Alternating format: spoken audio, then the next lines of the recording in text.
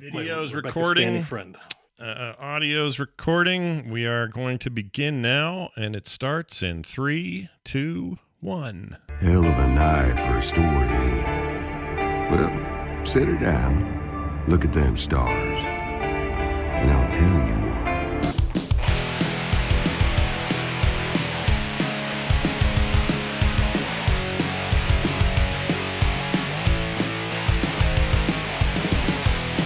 Hey, everybody. Welcome back to Core. This is Core for September 23rd, 2022. It's a Friday, a day later than we usually do these things. I'm Scott Johnson with Bo Schwartz and John Jagger. We're here to talk about the world of video games. Everything from, hey, what'd that giant mega billion-dollar company do today, to how come my controller feels weird? Whatever it is, everything in between. That's what we do here on Core. So thanks for joining us, everybody. Be someone that's like, man, my controller does feel weird. I can't wait till they get to that topic. They're going to get to the end of the show and be like, did I miss it? When did they talk about how the controller feeling? Yeah, no kidding. By the way, I was surprised. We had some conversation pre-show with the folks in the chat room about PS5s, Xboxes, various games, and PC stuff, and there was a lot of chatter in here, more than I expected, about how people don't like the PlayStation 5 controller, which surprises me a little bit. I've used it long enough where I've forgotten about its gimmicks. Like, I don't really think much about the fancy vibration stuff, the DualSense stuff, as much as I did when I first got it. When you first got it, like, whoa, no way. The adaptive triggers are probably still the most impressive thing about it. But now it just is a controller to me. And other than it having kind of slightly shorter battery life than I'd like, it's fine. It's okay. I like it. I only used it once. Only touched a PlayStation 5 controller one time. Yeah. But it was a pleasant experience. If I had I would one do here, it again if I could. Show me on the PlayStation controller where you touched it. Kind of all around the edges. Kind of a cupping. Oh, kind of a cupping of the sides. A cupping of the sides and a cupping of the sides and a pushing of the digits. I see a thumbing of the buttons is how we put it in high school. There, I push the X, I push the triangle. Yeah. A little bit of square. Yeah. Did I tried to avoid the circle, but you can't avoid the circle. Nope. Did you hit any of the L1s, L2s? Any of that? I did. There was some haptic feedback. Oh my All lord. sorts of stuff. It was great. Well, that's what you're in for today. Conversations like this one. So sit back, relax, and enjoy as we start Core. All right. It's been a week and things have dropped and happened and stuff. We had some dirty leaks. Greasy leaks, as the Canadians would say. Or at least the Trailer Park Boys would say. GTA 6. Greasy. GTA 6 in particular got a ton of content shown. Very early stuff. Lots of debug screens. And, everything I saw looked like, a game in development is what it looked like to me. And seen some of that before. You'll probably see it again. I don't want to give too much airwave to dummies. But there are sure a lot of dummies out there that went, this is what it looks like? No thanks. I'll go back to 5. It's like, dude, do you understand? I'm like, do you look at a bowl of wet pancake batter and go, pancakes? Those don't look like pancakes. Is that what you do? Do you look at a house before paint's on it and go, that's a house? Like, that's what this is. It's the process. You got to bake these cookies. They're not cookies till you bake them. So relax. GTA's coming along fine. We should make this analogy more. Do you look at a cow and go, I don't want a hamburger? Sometimes. I mean, it blew my mind how many people were talking like that, which is why they don't like leaks of this sort. It's not because we're going to see something early we shouldn't. It's because dumbasses shift the market because they see a thing and go, how come Red Dead looks so much better? How can you call this a sequel to a game that's 8 years old? Like, I couldn't believe how much of that there was. For me, it was just like, ooh, that's not good. You don't want that to leak, but oh well, no big deal. Back to work, everybody. Yeah. But yeah, that happened. I don't know if did you guys see any of it? Did you go ooh at all? I didn't see any of that. Was that on Twitter? Where was the YouTube, Twitter? A lot of it's been pulled down now, but Reddit had a bunch of stuff. Comments. Yeah, Reddit had the most, I think. The usual. Some the YouTube usual comments. Mm-hmm. Some YouTube comments are just a recipe for depression. Like you can chart your depression meter before you read comments. Not all YouTube, but certain YouTube. especially very popular videos. You could take a single YouTube comment, grind it up into a fine powder, snort it, and be depressed, is what you're saying. Yeah. Concentrated I depression. mean, you can just look at it. You get a contact eye from it. Yeah, I guess you just look at it. Be near it. Be Contact on the internet. depression from Yeah, it. exactly. But yes, you're right. You could snort it, and it would make you, very sad. Yeah. I mean, I saw some of the video. I didn't dive too deep into it. I was just, I was mildly curious. I was like, what does it look like? I am of the mind. I wish video game development was a little bit more transparent. I completely understand why it isn't, especially given the reactions that you just talked about and some of the more extreme reactions people have. And, I see chat room mentioning it, and it's another great example, getting irate about missing water puddles from a demo to release. Like, it's a case of you can't be trusted with it, so you can't have it. And I agree with that. Yeah. But I like seeing this stuff. I think this stuff is great. I wish I could see more of this stuff. I agree. I wish the industry was more transparent. Again, I understand why they're not, but I thought it was cool, and I was like, oh man, look at how this game looks at this stage. Like, this is a neat thing. I really like this. And I didn't seek out more of the videos because it already knowing people don't want you to see it, it piques that curiosity, but then it very quickly for me also comes with the guilt of like, I'm not supposed to see this. Yeah. Not that they're going to come for me. They're like, you saw it. We're not going to allow anybody to live that is seeing Grand Theft Auto 6. But it's just like, they didn't want me to see this.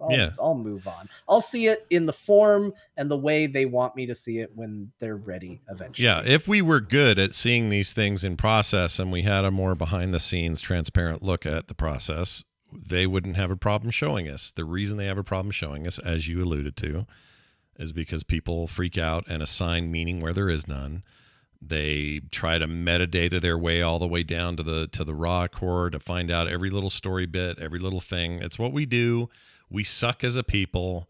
You can't show us this stuff. You have to just give us the final thing. It's the same reason that movies aren't going to show screeners to viewers that have unfinished effects work and holder shots and animatics in place of something that will be a big, giant $40 million expensive CGI scene. Instead, they'll just give you some shitty thing with hand drawings. And why do they do that? Because it isn't done yet. But people are too dumb to absorb that and go, oh, yeah, well, this is all, I'm not calling our chat room dumb. I never would. I think you're some of the smartest people I've ever met in my life.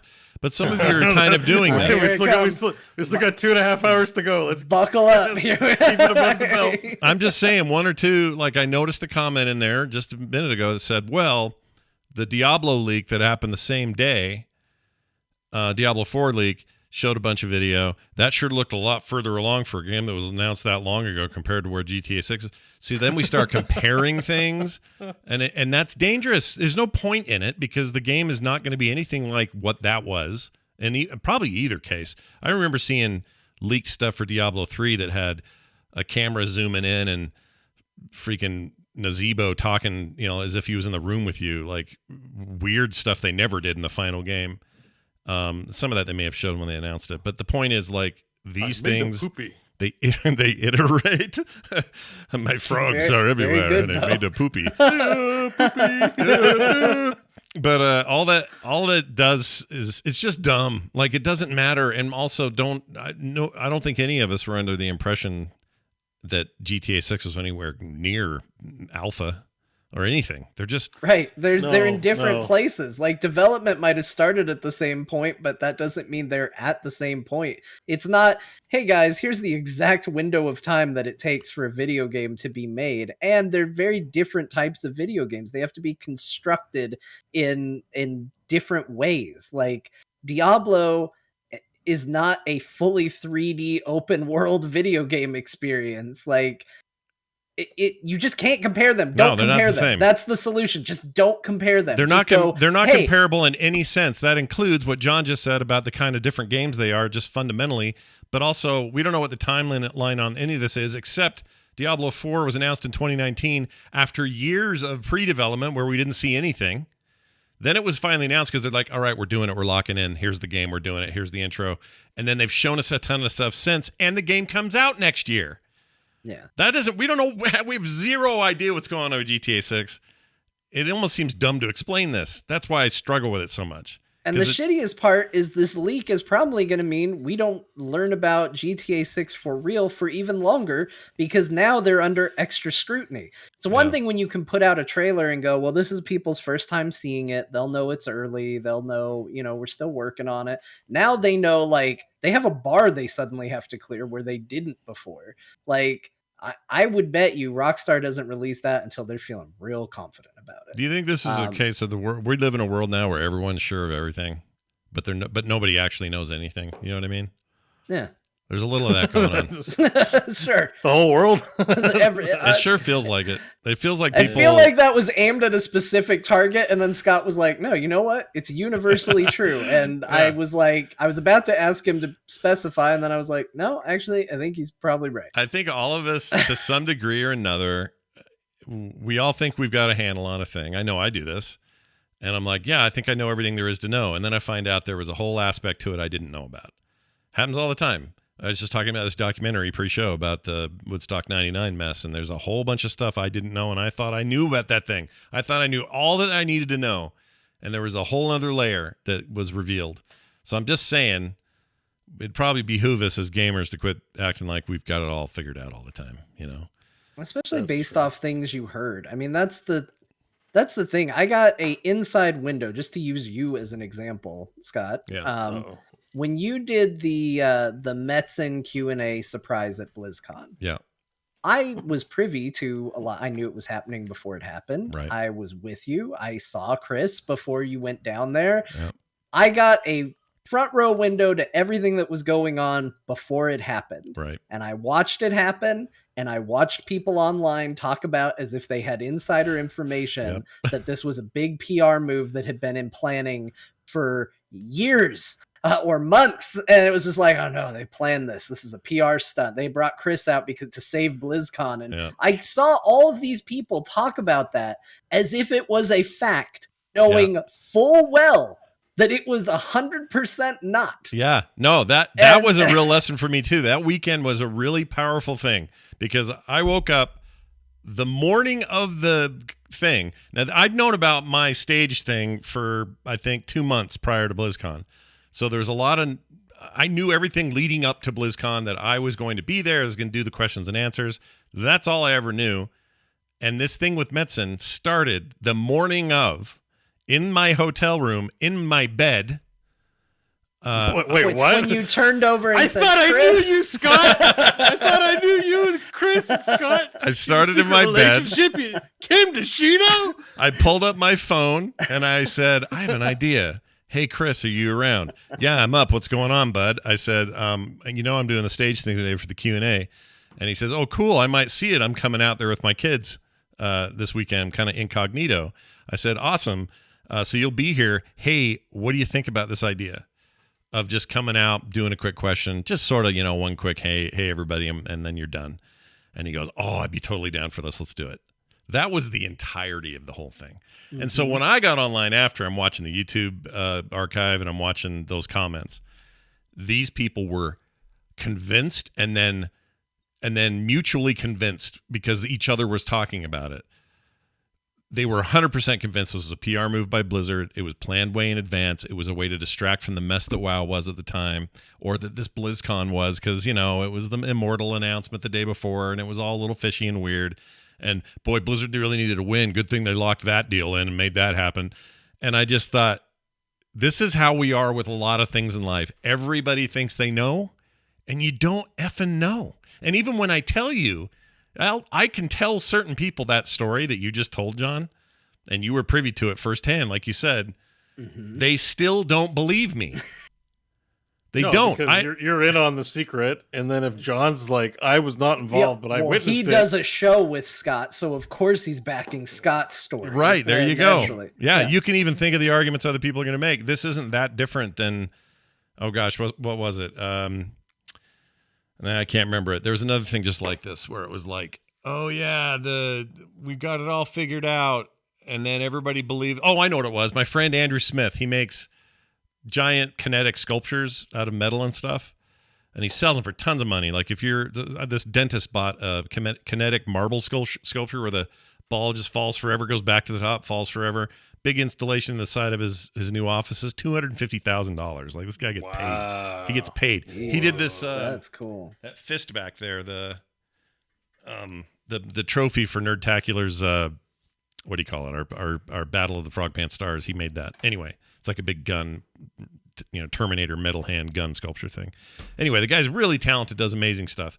He built a UFO, and by that I mean he built an object that he could fly, have way up in the air, trick a bunch of people into thinking they're seeing something, and then pull it back down. So he does this up in the Upper Valley.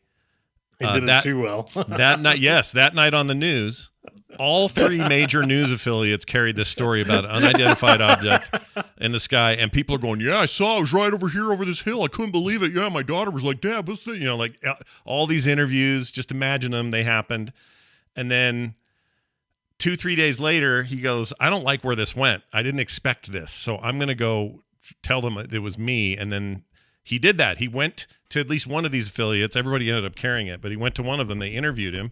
They showed on camera the device, how he flew it. He described it. It was a great follow-up to their story. It didn't matter. There was a whole bunch of people that are like, whatever. They're just covering it up. This was a true UFO. They all still like the White House it. got a hold of the story and was like, "Yo, let's make it look like it wasn't real." Yeah, they still believe it. and I know the guy who made it, and he made it, and he even said, "I made it, and not only did I make it, here it is, and here I'll reproduce it. Here's how it flies. Look, everybody, the thing." Nah, it's a cover up. That was a real, So F that kind of thinking. May our brains lose their tendency toward doing that.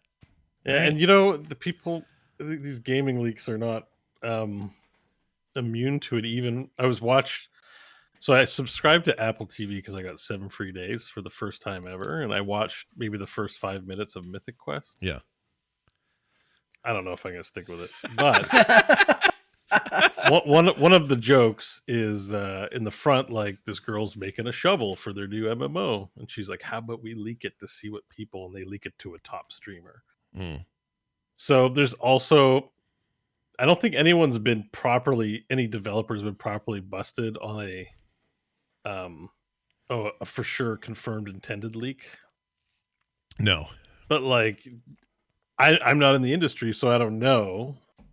But do you think out of all the leaks that have ever happened in video games, do you think at least one of them was on purpose? Oh, I'm sure one is, but that's me with that brain going, "Oh, there has to be at least one," right?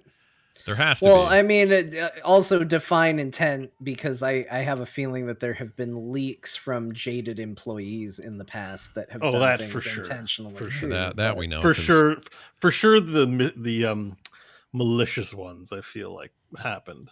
Yeah. In this particular case, it's like some 17-year-old kid who is demanding money. I heard there was an arrest today. Yeah. I didn't have time to follow up, but it was not news. long before we went live, but I heard there was an arrest made. I didn't know that. I can't remember where I saw it. Let me see if I can find something real quick here. Oh, here we go. Yeah, here we go. Digital trends. Last week, blah, blah, blah, 17-year-old in the United Kingdom. Confirmed arrest took place in Oxfordshire earlier today. The official statement was that the 17-year-old... You know what I really ought to do for this? Hold on a second. Why don't I have... here it is. No, not that. Shit. There we go. We got some nice People's Court music. All right, let me pull that down. This was said on suspicion of hacking, part of an investigation supporting the NCA's UK National Cybercrime Unit, blah, blah, blah. 17-year-old.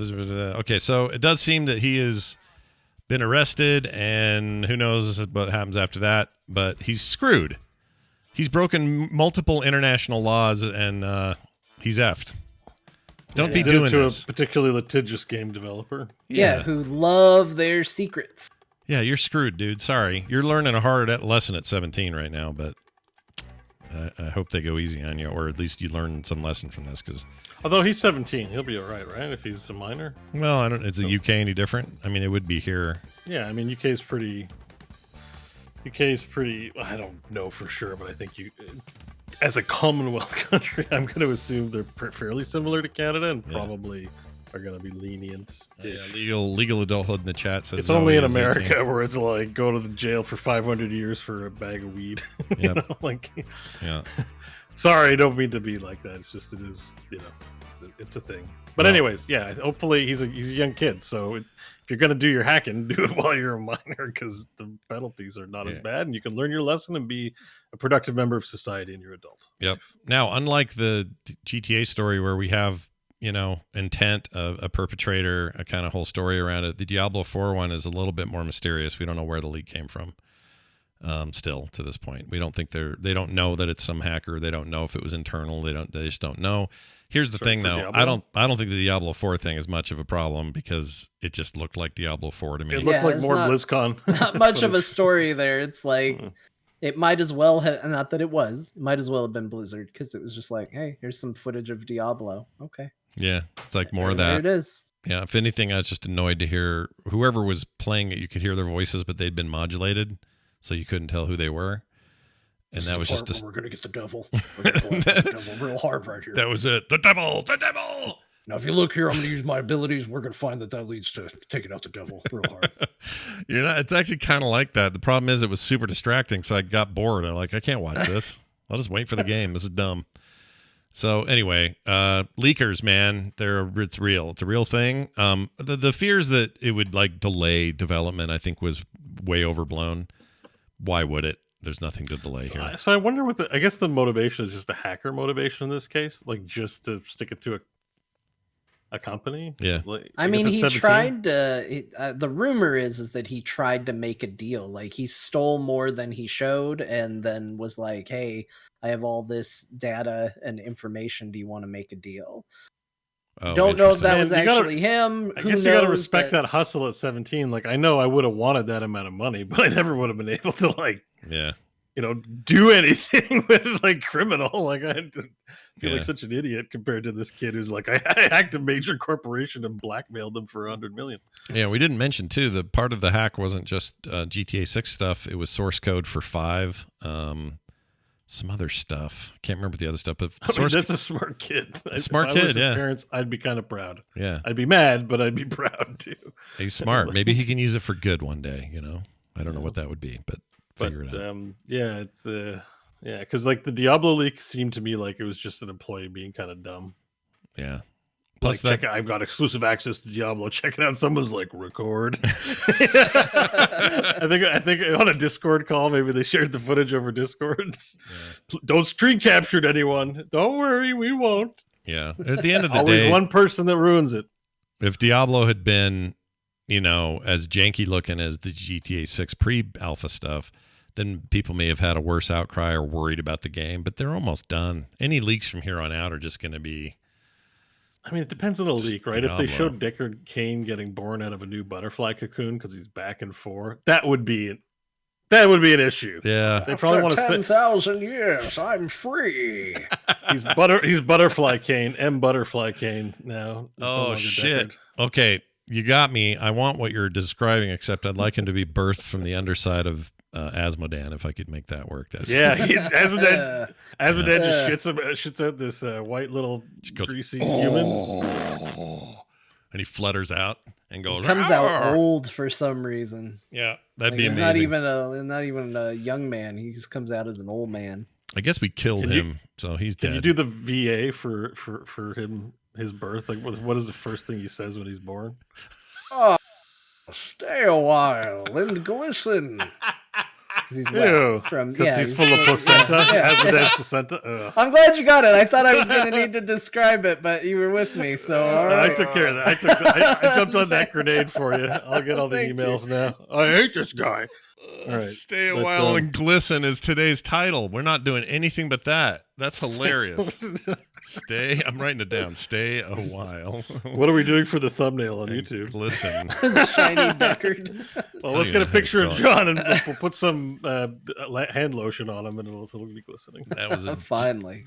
Genius line. Anyway, so there you go. There's your week in hacking. It kind of exploded and then went away, and no one seems to care now, but the new cycle in gaming is kind of that way, but we thought we would talk about it. Yeah, care for a minute and move on. Care for a minute, move on. Hey, Cyberpunk 2077 became Steam top seller since the 1.6 drop and also the drop of Edgerunners anime. I think there's a combination of things going on here. I think the game is in the best shape it's been, and talk of things like transmog and some small features within the game that actually are a big deal to people, I think rang out, and also people hearing about stability and it really runs great on my Xbox now, really, because there was a bunch of new stuff for Series S and X owners, and in terms of performance boost, and the PC version got just less bugs and all this, and I think there was just like a coming together of a couple of important things, all of that, like here's the game. If it launched today, it'd be a finished product. Here's finally the game, is how it was feeling. And then that anime drops right around the exact same time, and it is a hit. People love the anime, Edgerunners. I think those two things that's all it is. Like, and it's deserved. The game is good. It deserves it. I've had people say to me, no, it doesn't. I'll never play it. They ruin their chance. I get it. Whatever. Move on. Go play other games. It's fine. And do I wish that CCP or CD Projekt Red had released this thing today instead of 2 years ago when it wasn't done? Yes, I do wish that. But they didn't, and they don't. But now it runs like it did, and that's fine with me, and I'm playing the hell out of it, and it's pretty freaking great right now. So, I think there's a lot of people are experiencing this. Yeah. I mean, I tweeted it. I believe it. I think CD Projekt Red needs to wake up every day and say a little prayer of thanks to Trigger and the Edgerunners anime for doing the best marketing job that the game could possibly ask for. Now, I think you're right. I think if you went back to the game and it was in the state that it was when it first came out, this news story doesn't happen. Right. But that anime is so good. Yeah. I watched the entire thing this weekend in one day. Yeah. It's what I did on Saturday. And that anime is flippin' awesome. And it sold me on the world, and it got me excited to play. When we get to what we've been playing, I'll tell you the stupid ass journey that it sent me on, and it gets bad. But it is the best spokesperson for that game. Like, stop doing interviews. Anytime anybody asks anything about Edgerunners, or Cyberpunk, just make them go watch Edgerunners. Like, show was awesome. Yeah, it's real good. It's real good. And you can even buy it on Apple and Amazon, by the way. So it's not just it's still Netflix, but they're selling it to other people. So it seems to be doing really, really well. Maybe not since what's the League of Legends one? Arcane. Arcane. Yeah. Not since Arcane, I think, has a game-based series made this big of a splash. They're very different, so I'm not saying they compare. But yeah, it's very cool. I watched it also. I know Bo did, because Bo's got a bunch of fan gifts now, and also he's from Rebecca Stan now. And, yeah, I'm from Rebecca Stan. It's my girl, Rebecca. Yeah. And I think the best thing about it, though, like, as good as the anime is, the fact that the game's in a good spot, but like on top of all of that, they created a version of like the world in the show is somewhat replicable in the game. Yeah. So the mods that they use, you can get them in the game. Yeah. The things that they do in the show, you can do them in the game. The places they go in the show, they're in the game. Like, this has caused my YouTube algorithm to get messed up, because like everything right now is like, here's where everything happened in Edgerunners. You can go see it here. Here's how you play as all of the characters from Edgerunners. This is their build. Like, it's crazy how connected to the game it is. And in that aspect, I think is where the best part of the sales pitch is, because it's easy to look at it and go, well, the anime was good, but the game isn't going to be the same. Sure. And it's true, it's not going to be exactly the same, but the fact that you can draw so many parallels to it and go, check this out, like, it got me. And I was not interested in playing Cyberpunk again. I was like, you guys have fun. You guys have both been talking about it. Yeah. I was like, maybe I'll give it a go, just see if it's stable.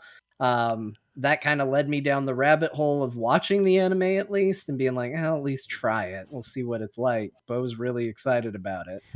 And then it got me in. Marketing 100% worked. I'm so excited for the game now. Yeah, I don't think you're alone. I think a lot of people, I think a lot of players are feeling that.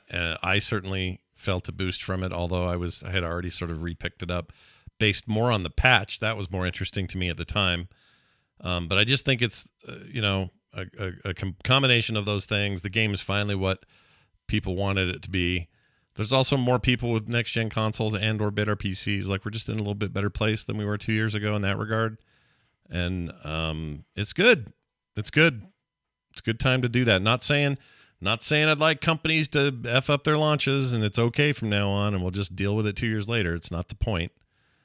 But sometimes it's not what we do, but it's what we do after what we do that really matters. That's right. That's what my mom used to say. She'd say, it's not about the dump you're taking. It's about the toilet paper you pull the right direction, she'd say. Really? Is that real? That sounds real. Momism, yeah, that's a momism. She says, it's not about how you poop, honey. It's how you wipe, is what she'd say. Really? Oh, yeah. Yeah. That was the thing. It's an interesting saying. Mm-hmm. It's just like, I like the wisdom. It's kind of gross. Very gross. It's very Your mom gross. doesn't strike me as like not that I know her very well at all, but I just would not have expected this, Yeah. It's kind of a gross thing from was she like toilet humory? I think she really was just trying to get us to do good wiping jobs, like you don't want so it was wisdom and literal at the same she time. didn't want people going back to front. She didn't want any of that business, so that's bad. Yeah. And she wanted a good clean take on the old wipeage. I think that was the sole goal of all of it, because she didn't want to mess with her underwear later and stuff like that. Wiping is super important. It bugs me. Like, as a pet peeve, everybody should be wiping. Yeah, I know wipe. Bo is into alternative methods. Look, if you want to know about my wiping, because I definitely do. I'm going to make some listeners mad if I talk about it here. Okay, we did an episode of Good, Bad, or Bullshit where we ranked toilet. We did a verdict. We reviewed toilet paper. Yeah. And so I go into great detail about my wiping habits. You might see me differently after that. If you're interested, goodbadbull.com. Okay. All right. There you go. That was a good way to. That's a it. good direction to take it. It's a good transition. I know I get bow brain on things, and I feel like this one is like just. I thought shitting in the lake was going to be fine. I'm anxious now talking about wiping my butt. Look, bidets are better. Like, chat right now, it's apparently a very civilized chat, because chat's just like bidets. Yes, but they're not prevalent here. So if you don't have a bidet, wipe your butt. Fine. I do a little dip if it's a trusted toilet and there's no bidet. Oh. Okay. Wait, what? Wait. What's a little dip? What's a little dip? I don't like dry wiping. Okay. So most of the time, like I will full shower. I don't have a bidet, so I will full shower after every poop. I don't like dry wiping. And if I'm at a friend's house, I'm not going to take a shower. They're going to think I'm weird. So, I flush the poo away, make sure the toilet's kind of clean, or I'll run some water in the sink and wet wipe, Mm-hmm. Yeah. I think okay. Someone's going to have an issue with I'm a big proponent it's of a bit wet dirty. wipes. I think wet wipes are great. They are well stocked in our household. But I do have a question. This did open a door, and I have a question. Go. Yeah. It's a bit OCD. When you have to poop while we're doing the show, you have not come back with wet hair. Yeah, no, you can just shower your ass. Like, you don't have to do... So what if... Wait. So when you gone to poo during break time on the show, you poo, soap, then you run the shower and just stick your butt in the shower? Yeah, leave the shirt on, fold it up over my head, whip the pants down, clean the butt. I don't even know what to say. I can't sit here with knowing there's like skid mark juice in there. It's got to be clean. It's a bit OCD, maybe. I hesitate to tell people because they think it's weird, but I do not like to have any poo in my butt at all, and I make triple sure it's clean. And this goes back to that story I was telling about being in grade school. That teacher, He was a very short guy, and his butt was where the student's head was. And when he walked by, I could smell shit in his pants. Traumatized me. I was like, he's a grown adult. Why does his pants smell like shit? So wait a minute. If you've got to go on a plane or like in a public place, I mean, sometimes you got to rough it. You know, when you're in the wilderness. Okay. So if you're at a hotel or you're at a restaurant, you're like, excuse me, everyone, and you go in there, you just deal with it that night. Like you just live. I mean, like I said, I try and find hopefully it's not a shared toilet, so I don't come out of the stall and getting water for my toilet paper. Yeah. And heaven forbid I need a few trips. So that's why I prefer personal toilets rather than shared ones if I got a number 2.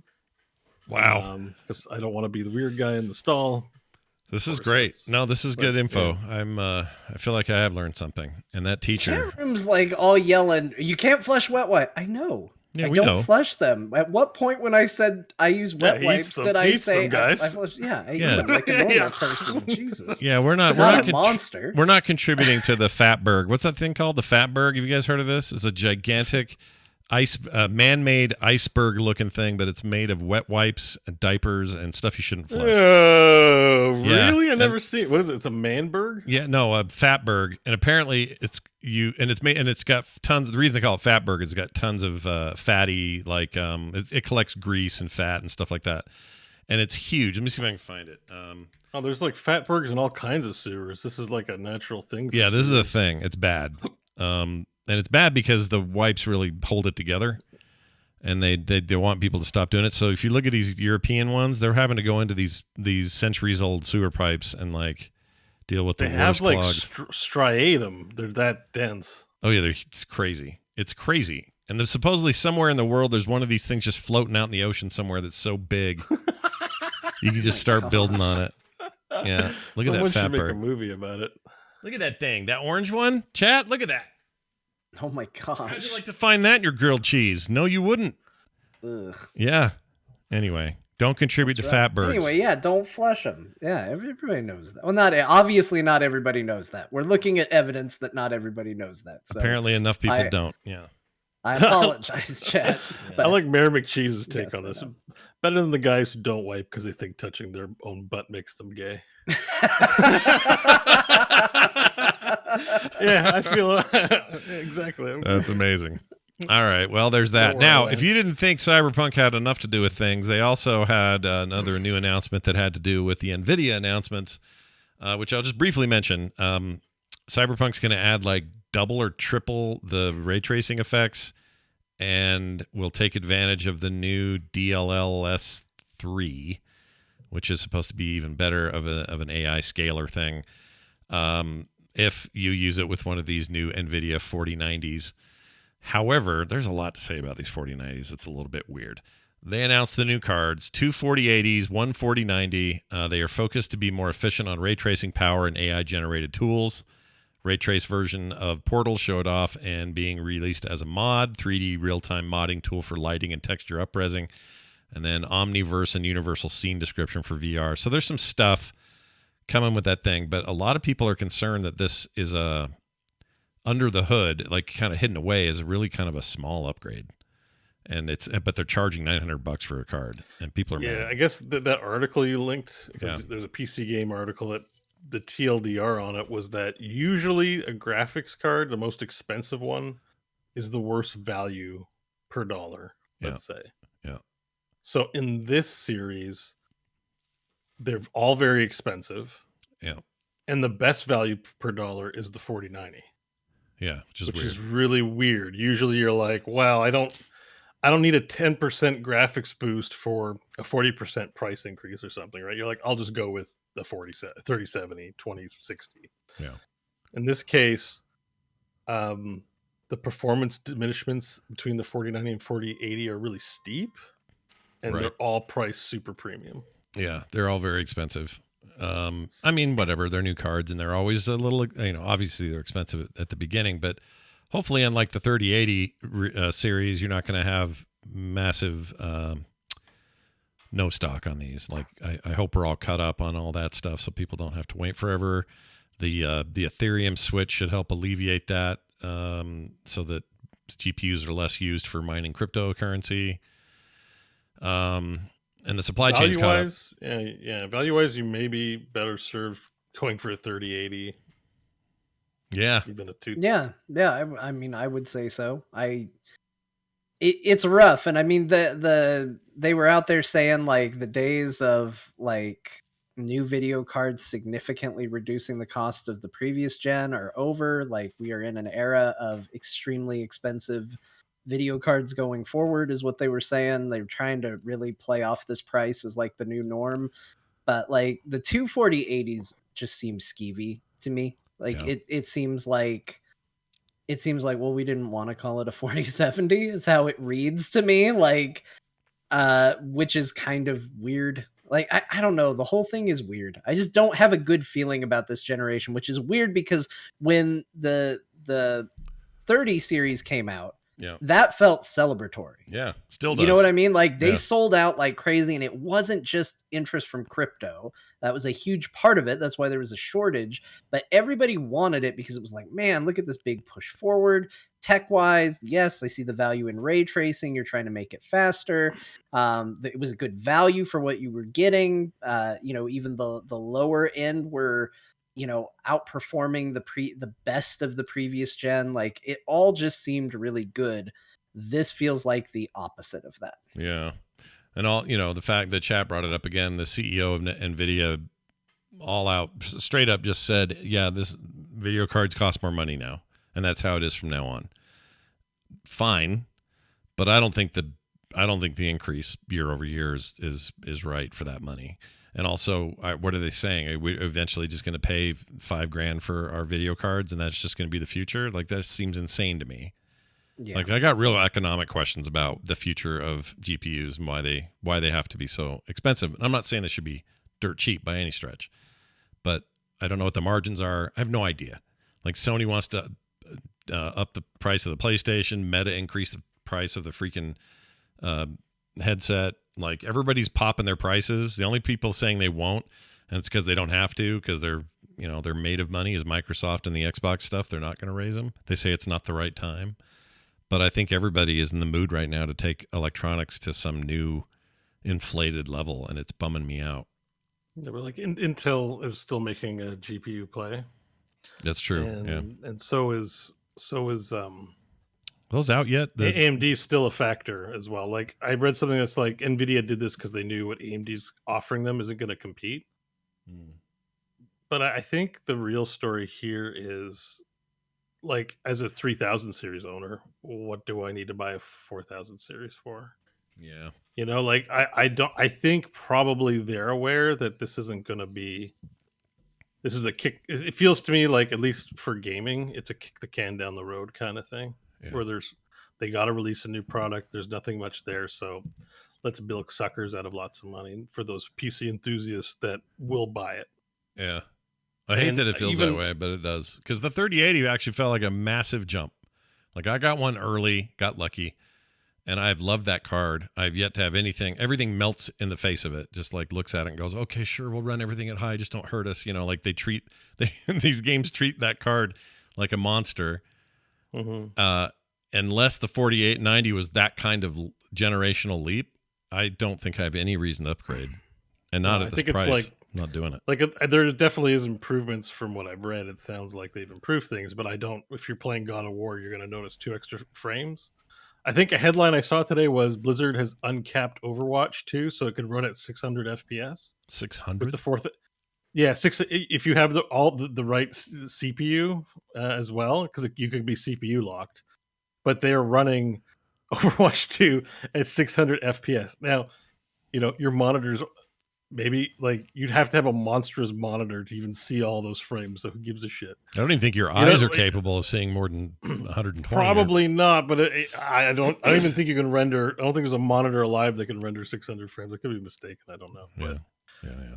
I just discovered 140, 160. So, you know, 600 is unfathomable. Yeah. But that just seems like unnecessary, right? Like, it's like, yeah, you're going to buy a 4000 series to play Overwatch or even God of War. Like, there's no game that needs a 4000 series right now. I can run God of War at 120, 160.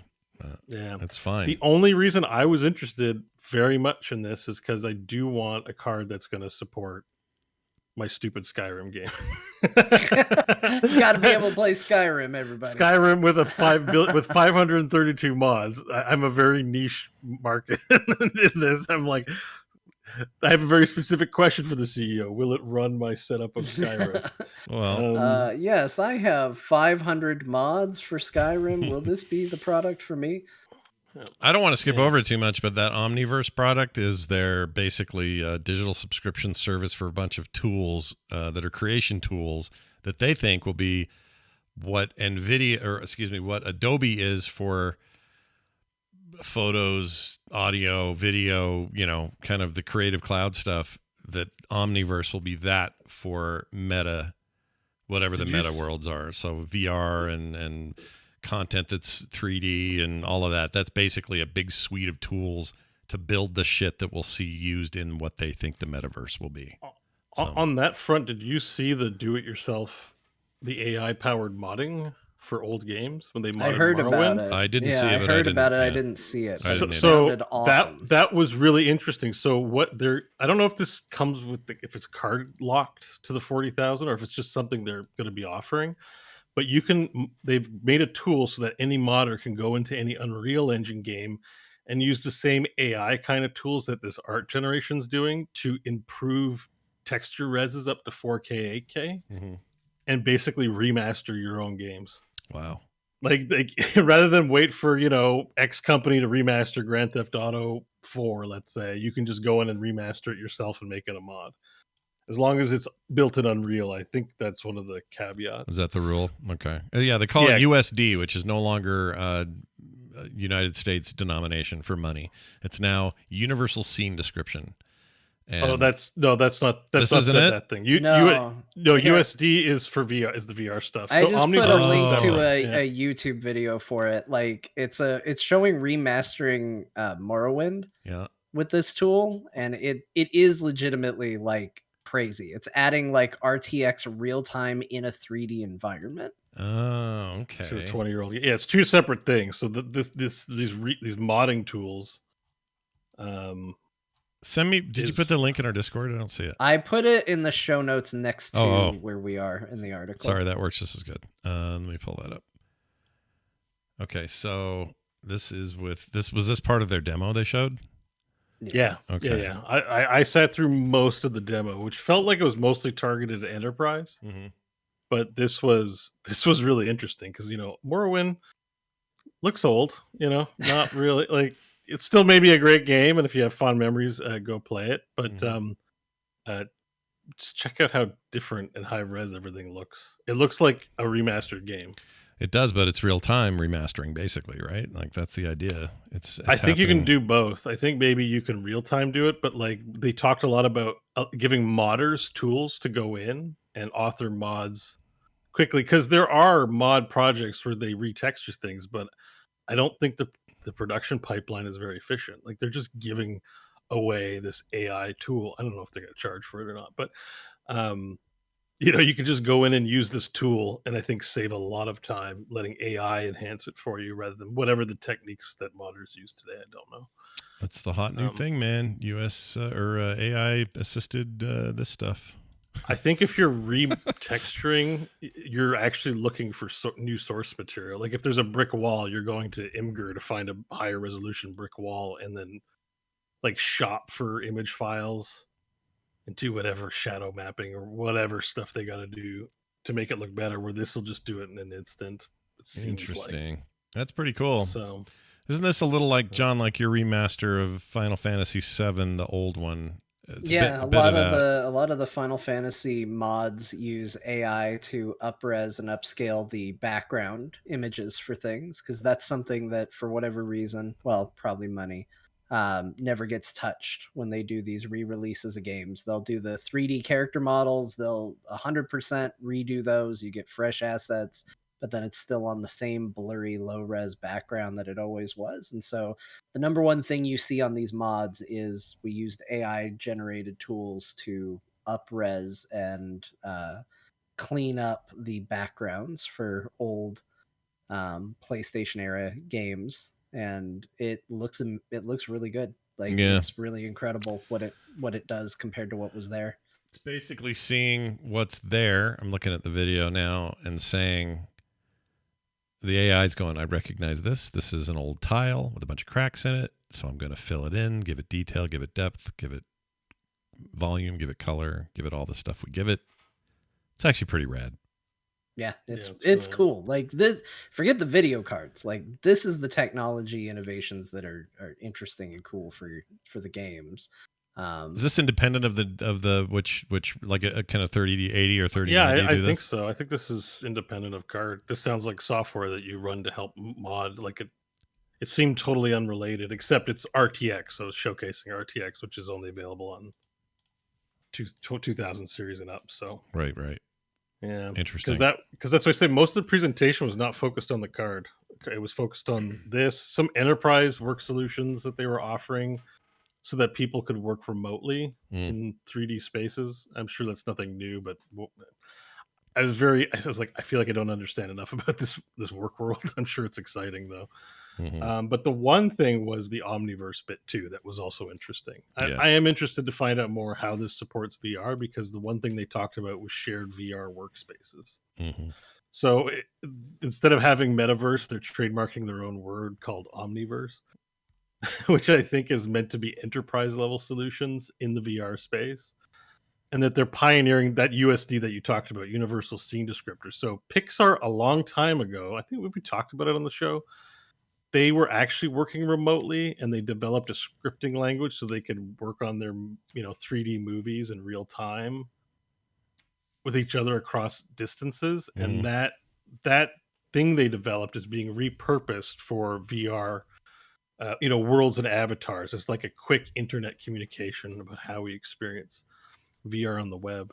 Yeah. And so that you log onto your headset, and rather than go to apps and rather than go to a browser to get a VR experience, which you can do now, you'll be in the internet immediately. You're Jack into the Matrix, Johnny Mnemonic style. Like you'll just be in there, you'll go to different worlds and have your avatar and blah blah blah. It's pretty cool. The way they describe it on the webpage, the metaverse, the 3D internet, is delivering enormous opportunities for everyone. They say that as if it exists. From artists building content across multiple 3D tools, developers building AI trained in virtual worlds, or enterprises building digital twin simulations of their industrial processes. Metaverse applications are here and everywhere. Oh yeah, digital twin. They talked. I made me think of Aphex Twin every time they talked about digital twin, because it was just such a weird term. Yeah, sounds like its own anime to call it digital twin. Nvidia Omniverse is an extensible platform based in Universal Scene Description, or USD, is helping make it happen by enabling individuals with teams to build custom 3D pipelines and simulate large-scale virtual worlds faster than ever. It's a lot of corporate speak, but seems neat. I mean, the key is like they're working on it. I think it's one thing to have Zuckerberg come out and try to build his weird little version of online world, but if Nvidia's presenting, maybe they got a team working on stuff. So say what you will about their prices and some of their practices, they do have good tech and interesting ideas. So who knows? They do say that it will be free for creators to download and use. It will be free to develop and distribute if you're a developer, and if you're an enterprise client, 30-day free trial, annual license. So in theory, Bo, if you want to do a bunch of 3D asset generation VR weirdness and experiment, you can. Your creator thing is free. Bim, bam, boom. That's for Omniverse stuff? Yeah, really? Omniverse is free. I kind of dropped off on learning Unity a little bit, not for lack of wanting to, just it's a time thing. I have a full-time job. Yeah. Play video games, but I mean, it's interesting, right? I don't know. Like, it's just there's a frontier here. You know how there's like a YouTube frontier, and I mean, you're part of the podcast frontier on the internet. You were in early doing interesting things. Sure. There's a part of me that's like, is there a new frontier in VR? Like, what if I make the world's first nightclub, like standalone nightclub that is the hot cyberpunk place to be? That'd be awesome. Yeah, it would be awesome. I'd go to your place. I'd hang out there. Yeah. Well, I'd have blood sprinklers. Yeah, there'd be a blade room for sure. We'd have Blade Night. Blade Night every week. Oh, all right. I'm in on the ground. We want to be in on the ground floor of your hot new product, Bo. Everyone has to come as a vampire, and Yeah. we'll sprinkle blood all over you and play or whatever Perfect. song is playing. I'm in. Also, another thing that was a little bit weird that happened this week was the announcement of Logitech partnering with Nvidia and Microsoft for a fully cloud-based gaming handheld called the G Cloud. In our notes, it says the Steam Deck has a competitor. Not really. This thing is weak sauce on the processor front. This is basically like a... I don't know why I wrote that. I wrote it like I was writing like a clickbait article. Yeah. Yeah. But honestly, a lot of people are making comparisons to the two. But you're right; it is not by any means the same thing. Not, and just from a raw performance standpoint, this thing is like a mid-range cell phone in terms of CPU and capability in that regard. What it's really focused on is really reliable internet handling and stream and cloud service gaming. That's its main focus here. And it's probably very good at that. It's got like multiple Wi-Fi radios and all sorts of stuff to just make sure you're getting the best connection possible. Seems like a nice setup, nice device. My big complaint is that here's my complaint. I think there's absolutely room for a device like this, especially for those who focus on cloud gaming. I think that's great. Like totally rad that this exists for people who want to jump into the cloud gaming space and never leave. But they want $399 for it. Yeah. $399. Yeah, because all that power in the Steam Deck is only about $200. Yeah. That's all it amounts You to. can get a Steam Deck for $50 more. Like, this is silly to me that they've priced it at that. I don't get it.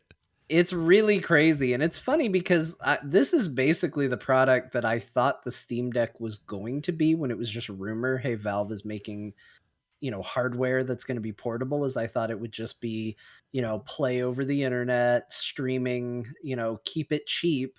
But again, that was the whole point, was keep it cheap. And this is definitely not cheap. This is crazy how expensive this is. Yeah, it's a lot of money. And that chip I mentioned is the Qualcomm Snapdragon 720G. That's an older chip. It's okay. And it's perfectly fine for streaming. Like that, there's no issues there. But if you're talking about just like raw power to play anything natively from its storage, good luck. There's some storage, 64 gig. It's an Android device. You can play Android games on it. But that's why the touchscreen. Because does Steam Deck have a touchscreen? It does, yeah. Oh, it does. Oh, yeah. Okay. I don't think you can make one of these anymore without being touch. I think that's just the rules now. I kind of thought maybe that would have been a trade-off, but I guess Yeah. Steam Deck really has. I mean, the thing with the Steam Deck is it has the library to back it up. It's not just about the hardware. Right. They could be taking a bath on these Steam Decks, and they'll make it up in purchases. They probably are. That's the other thing. Is somebody suggested me, maybe it was Tom this week, or somebody said what's probably going on here is Logitech is not. They never do loss leader stuff. They don't like to sell something for under margin so that they can make it up on some other way. They just sell their hardware for whatever they want to charge. Well, and that's true. Is where is the extra money that they would be making coming from this device? Right. Like they don't have what Steam has. You're not going to go to their store and buy a bunch of games. Like you buy this, and this is sort of like their one paycheck that they get. There's no subsidy here. You're right. That's totally true. I think that's. But that really doesn't make it a good value. Like understanding why something costs what it costs is one thing. That doesn't immediately go, well, you know what? There was logic behind that price, therefore I'm okay paying it. Maybe the play is on availability. Could be. Like the one issue with Steam Deck is availability, right? It's on constant back order. Somebody they might bank on people getting impatient, or countries and nations that don't have as much access to Steam Deck. Could be, but I hope they realize what they are getting instead, which is really just a device that needs good Wi-Fi and then a bunch of cloud games and a cloud service to subscribe to. As far as I know, they don't get a slice of the Game Pass thing. Maybe they did work with Microsoft on this. I don't know what that actually means. They don't say what that means. Is there a Steam Deck highly available in China and Japan? I don't know, but again, I just don't think they're comparable. Like they just aren't the same device. But if you want to, if you were trying to be a bit it's not the thing you want, but it's the second best thing. Like it's that or nothing. They might pick up some sales from people willing to. If I were them, I'd buy a Switch over this thing. Like I just don't think the value's here. And not that you can Yeah. play Game Pass on a Switch, but you know what I mean? Like all of these things are going to give you different values. I don't know. I don't know why it's so expensive. Yeah, you talk a lot about too the Latinx market because they're big on mobile and they don't have like it's not as much computing. Like I'm trying to picture the markets this would make sense in. Maybe it's like Brazil. This is a big item there. They have pretty good Wi-Fi. I don't know how or infrastructure-wise how their internet is down there. I mean, it's all hearsay. I just kind of heard it, but it's not the Wi-Fi. It's just like PC enthusiasm is not quite the same. Most people will game on mobile devices. I gotcha. Okay. You know, so like this is pretty mobile device adjacent, but as a sweet controller. Yeah. I mean, backbones exist too. It's just a question of what's available in what market. Maybe like I'm trying to be generous to Logitech here and say like this might actually be a good play for them, but it looks stupid when we put it up against the Steam Deck. It's like, what are you guys doing? Don't even try. Yeah. Stick to webcams. Yeah. No kidding. Or I mean, you just said it, like $100 backbone. Like you're going to be able to basically get the same thing. Mm-hmm. Yeah. I don't know. I don't know why I'm trying to stick up for Logitech here. they made a mouse I really like. Yeah, I like Logitech. I'm in general. That's the other thing is I feel confident that it's a nice device. No one's seen one yet. We don't have hands on, but I'll bet it's really well built, and because Logitech, generally speaking, doesn't make trashy plastic garbage, so I'm not worried about that. I don't know. The value proposition here is weird.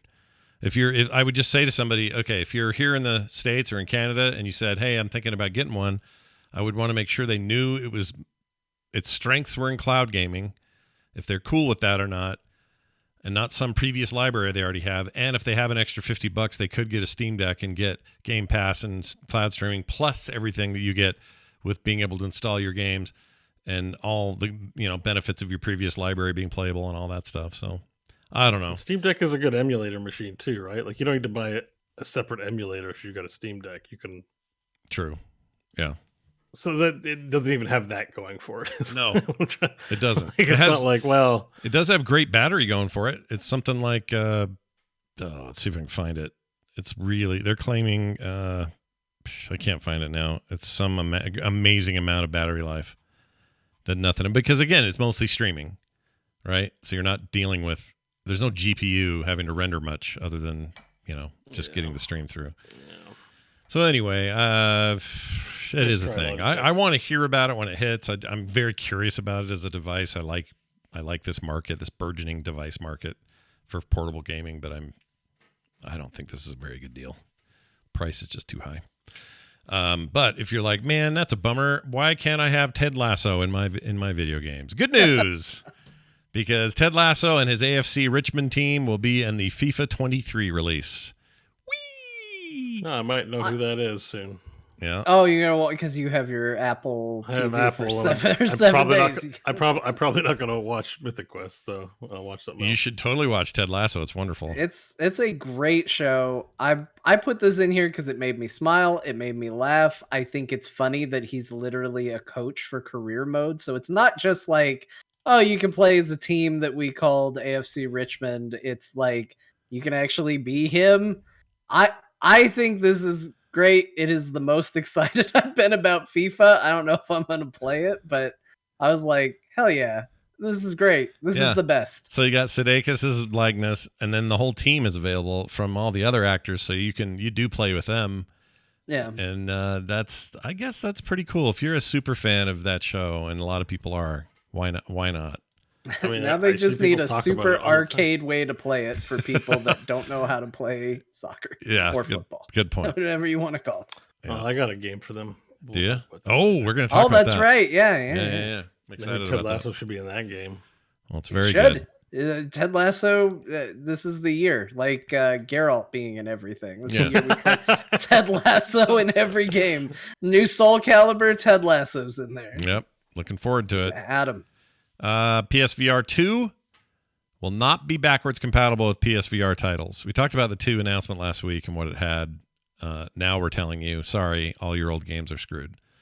You guys don't want this. No, there's a tech reason why, but it's bad consumerism, I think, to have no backwards compatibility. And I know cynical people are going to go, well, it's Sony. What do you expect? They don't like compatibility. They like to pretend it doesn't exist. I know, but this is kind of a separate thing. I'm not saying you should or shouldn't do it, but that is a bummer. that you can't play world games. Yeah, it is a bummer, but it's like it's a tech plateau thing. It Wait, when you can say- make all the sense technologically in the world. Yeah. That doesn't change a bad feeling from being a bad feeling. Yeah, You know, you're like right. these two things can exist together hand in hand. Yeah. I guess that's MetaQuest has kind of spoiled me because it's so cheap. But like when I go and look at other products, I'm like, maybe I want a better headset. I'm like, oh no, this is an expensive hobby. Like any way you cut it, it's a pricey hobby. And like just even thinking like a new like this great deal I got on the Quest 2 can be completely invalidated next year with a sweet release. You know, that's the kind of risk you're taking in the VR space. I think, like, not that I like it either, but it's just, I guess for me, I've gotten used to the notion, but that's not true of everyone. You know what it is? It's like this is like video cards in the early 2000s. It was leaps and bounds every release. Like, oh my gosh, my Voodoo 2 looks stupid now. My GeForce 130, what a piece of garbage. Like, just every time it was this mind-blowing jump. And the consoles too. It's just like, whoa, PlayStation 1 to 2 was insane of a jump. And going from that to what we did next, 360, insane jump. Like, now we're plateauing in those areas, but in VR, we're still back at those weird, like, gigantic jumps. And in some ways, funding that's development of that plateau we're going to get to, because even the Quest went from 90 megahertz to 100 like it was an experimental feature when I bought mine, and now it's the 120 megahertz is the default refresh on a Quest 2. Yeah. So eventually something else is going to happen, and then they're going to want it, and the Meta Quest 2 is just not going to handle it. So goodbye compatibility. Yeah. So this is true. yeah, I mean, I guess for me it does suck. Yeah, it's just I'm not surprised by this at all. Well, the good news is the PSVR 2 will come with Ted Lasso, so watch for that. That's the thing. Yep, he just shows up, he installs it for you. You know, slaps the believe sign and then walks out the door. I gotta check VR chat. There's got to definitely be a Ted Lasso avatar. Oh, guaranteed. If not, after FIFA, there will be. That would be so good. That's right. They'll strip it out after FIFA comes out. What I want him to do, John, is like he said, he shows up, he helps you do it. At some point, he puts his fists on his hips and looks around and smiles at what he's done, and then has a panic attack and runs away, and that's the last you see him. Yep, that's it. That's it. Bo, that'll make sense when you watch the series. The show's so good. I like that. It is very good. It's another one of those shows where I like the whole cast. Like, I'm scared of the show because it feels so wholesome. Like I want to be a Grinch about it. Oh, don't worry. But so many people like it, but I'm like, I have the whole like, I want to show. It seems like a positive. It looked like Ned Flanders at television. So like, why the hell do I want to watch that? Honestly, I think going in with that mindset is a boost. Yeah. Okay. Yeah, that's what I've heard. It's just been so consistent and so much of it that I'm like, curious. But like at first I was like, you guys like Ted Lasso? Look at this whack show. Why are you guys confident? And I'm like, okay, I think I'm the one that's gonna be wrong here. I think fandom is fervent. The wholesome part of it is earned in a way that I've never seen a show do it. None of this is just like handed to them. They have to really earn that feeling of whatever that is. And it's done, everyone's dropping F-bombs, and it's, there's some sexy business going on. I mean, there's some edgy things. F-bombs and sexy business. Oh shit, I gotta watch it now. It's not like, it's not some Disney show, but there's something special about it. I can't really put my finger on it. All right. I'm sold. I'll give it a whirl. It's very good. I hear the theme song as we're talking about it, and that's weird. I don't know why I'm hearing it. PSVR 2 we talked about. Let's talk about Spider-Man Miles Morales. This is currently a PlayStation 5 and PS4 thing, but it will be coming to PC this fall. That's a lot sooner than anyone thought we'd be getting the Miles Morales standalone game. I'm so happy about it because I haven't played it, and that Spider-Man port is amazing. Go back to saying they're doing amazing port work at Sony. They are, and I'm really thrilled to play it. I think a Ted Lasso skin for Miles Morales is an interesting choice. Yeah, I mean, look, I'm ready for it. Now I want to see that. But see, hey, that's what's fun with PCs. They get to do weird mods. And, I'm sure someone will do it. I've seen Kermit in the current Amazing Spider-Man game. Yep. Kermit swinging around. It's so, fantastic. You know, they're doing all sorts of good stuff with it. Yeah. I will buy Spider-Man Remastered and Miles Morales when they get a good VR mod in there. Oh, nice. Okay. Oh man, that would be intense. They've got first person. Someone's doing a first person mod of it. It looks insane, by the way. It looks nauseating to me. I saw some video of that it's not for Miles Morales, but for the Peter Parker one. Remastered. So it still needs work, but I want to be there for it. It looked like I don't get motion sick, but that thing looked like I'd be having trouble. But we'll see. They did that for what was it? The Amazing Spider-Man, where the first trailer for it was you get to see Spider-Man in first person. Like that was how they sold it, like swinging through the city, and then the big reveal that it was Spider-Man was he hit a window and you saw the reflection. Oh yeah, like I that stuck with me. Like I have a feeling if VR mod for that is done well, it could too. Like there is a VR game, but I haven't played it because it's a VR game. A lot of those things are glorified tech demos. I want the full AAA. I heard Spider-Man's great. Spider-Man is great. It's got a great full adventure story. I like the VR modded games. That's an incredible game. Gloomhaven is free on Epic right now. Everybody, you should grab it. Gloomhaven's great. Digital Gloomhaven is. I bought it, so I'm the sucker who got in during. You're not a sucker. Early you access. The developers. Yeah, I did. They didn't need it though because they're making trillions of dollars on that damn board game version of this. But Gloomhaven's a big deal on PC, and I'm a little shocked they have it over there. So if you're down with having the Epic launcher, and you like getting their free games, that is free right now. I picked up a couple of good free games from them in the last couple of weeks that I haven't talked about here, but some pretty decent stuff. It's hard to.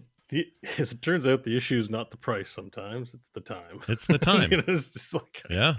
No, you're right. It's great that it's free and all, but like I've downloaded a couple. I've been a poo-pooer of Epic, but I log in and grab a game. Don't play them. Yeah. Like, I got them. Yeah, why not?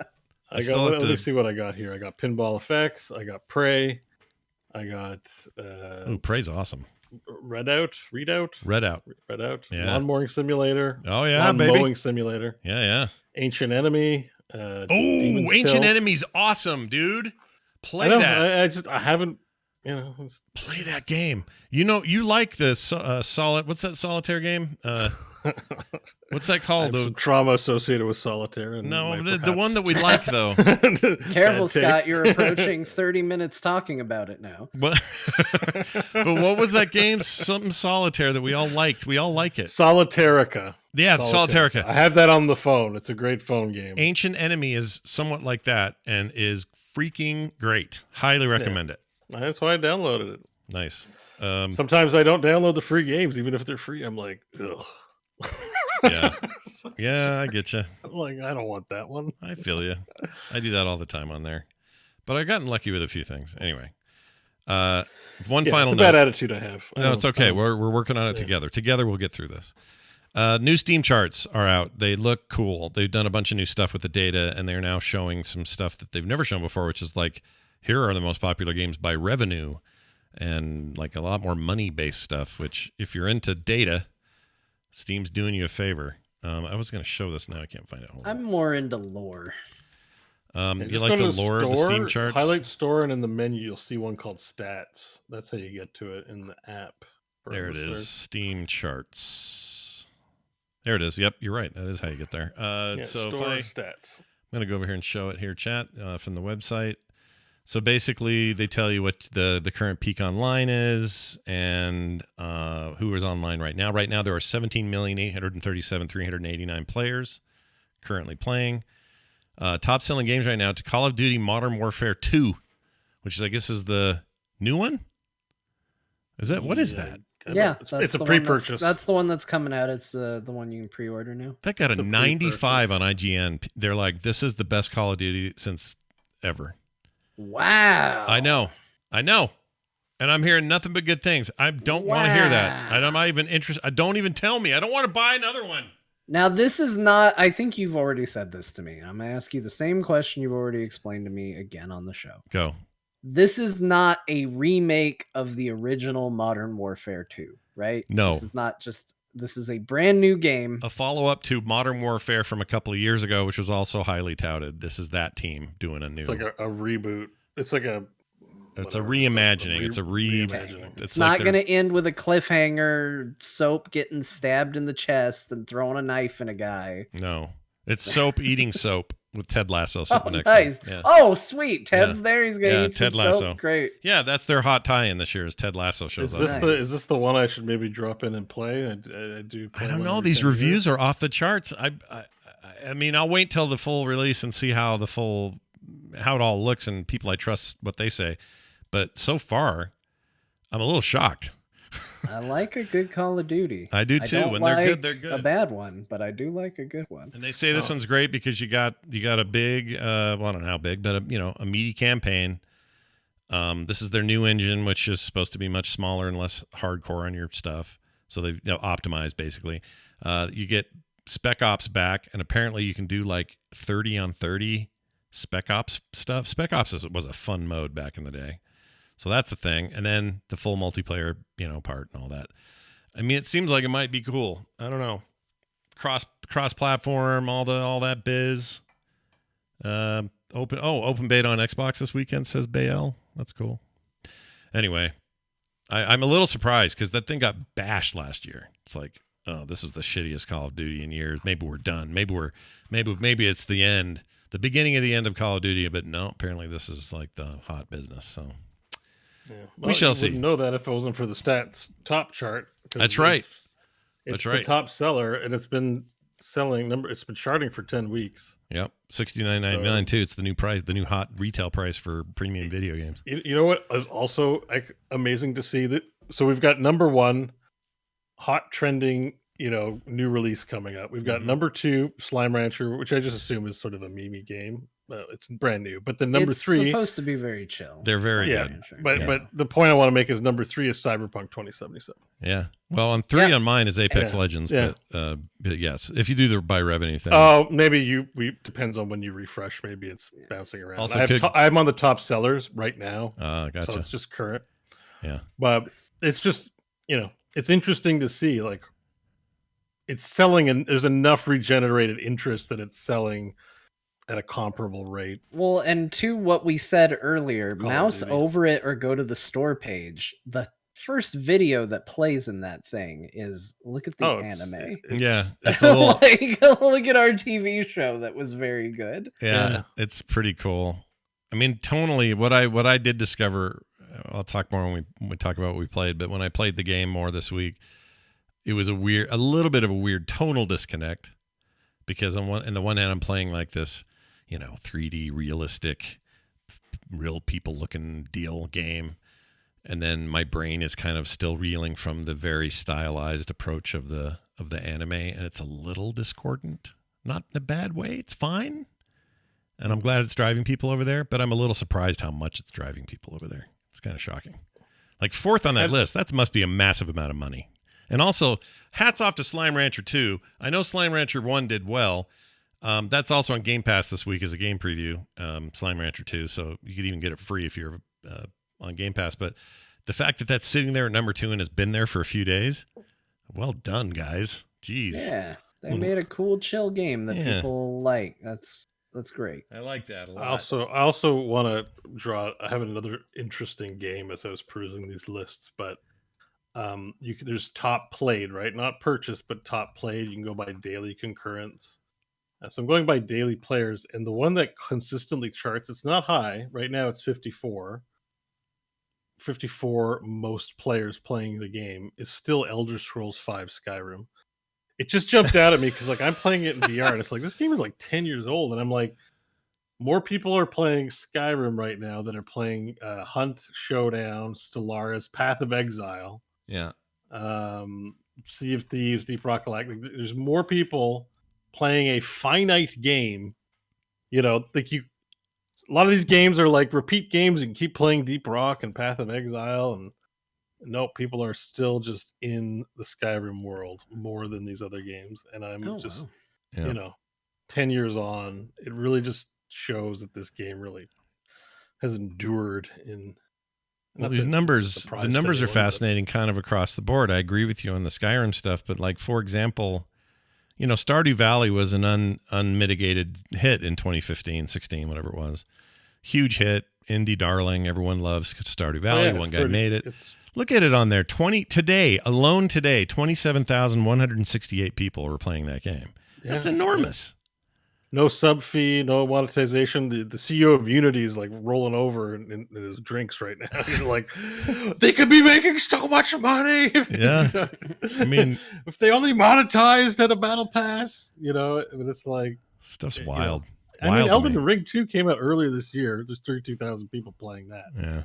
Yeah. Like it's kind of wild. It's not wild. It's kind of comforting to see that all the top games aren't, Warframe, Dota, nothing against them, but just, Lost Ark, like free to play, freemium, spend money forever stuff. Like we have these games that are traditional single purchase games that are just still played in large numbers. Well, if any of you worried that Counter-Strike or Dota 2 were in trouble at all, don't worry. They continue to dominate the charts by like triple numbers. So, by the way, we were talking about like gaslighting and stuff. I think it's kind of sus that the top two games in the most played are both Valve games. yeah. Well, they're also 100% buy-in on Steam. Yeah. Like you are going to be on Steam's ecosystem playing in their world. I know. If you're playing that game. Yeah. I'm tinfoil hatting that, John. I'm kind of. I get where the tinfoil's coming from. Yeah. I'm tinfoil I hatting. understand why you folded it into a hat, and I get you. Hey, the sixth most played game in May. I'm just looking at back months. May's game, sixth most popular was Hard Space Shipbreaker. You may have heard me talk about that too much here. What? What? Huh? Yeah. That's Hardship, the Space tie-in to the what's the space game, right? That's the one. It's tied Yeah. into that space game's name that you can't think of. Yep, that one. Homeworld. Oh, they do Homeworld? top DLCs. House Flipper Pets was number one for months. Oh my god! Wow. Nice. This is great. This is cool. I like that they share this data. I think data's great. It's fun to Oh, watch. top DLC is an interesting thing we never look at. No, I know. And they didn't used In to show it. July, the top DLC was Riftbreaker Metal Terror. Yeah, see? Because you're rift breaking and you need some metal and terror in it.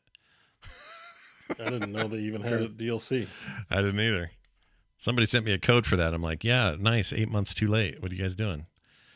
I'm still grateful for it. All right, moving on. You know what? We're going to take a break. We're going to go pee. When we come back, we got an interesting Dear Martha today. It's not quite what you guys expect. Okay, so I want you to think about what I might mean by that. And sit back and relax. If you're in the chat, don't go anywhere. We'll be back. We're not going anywhere. And Bo will pee. I'll pee. No one will poo.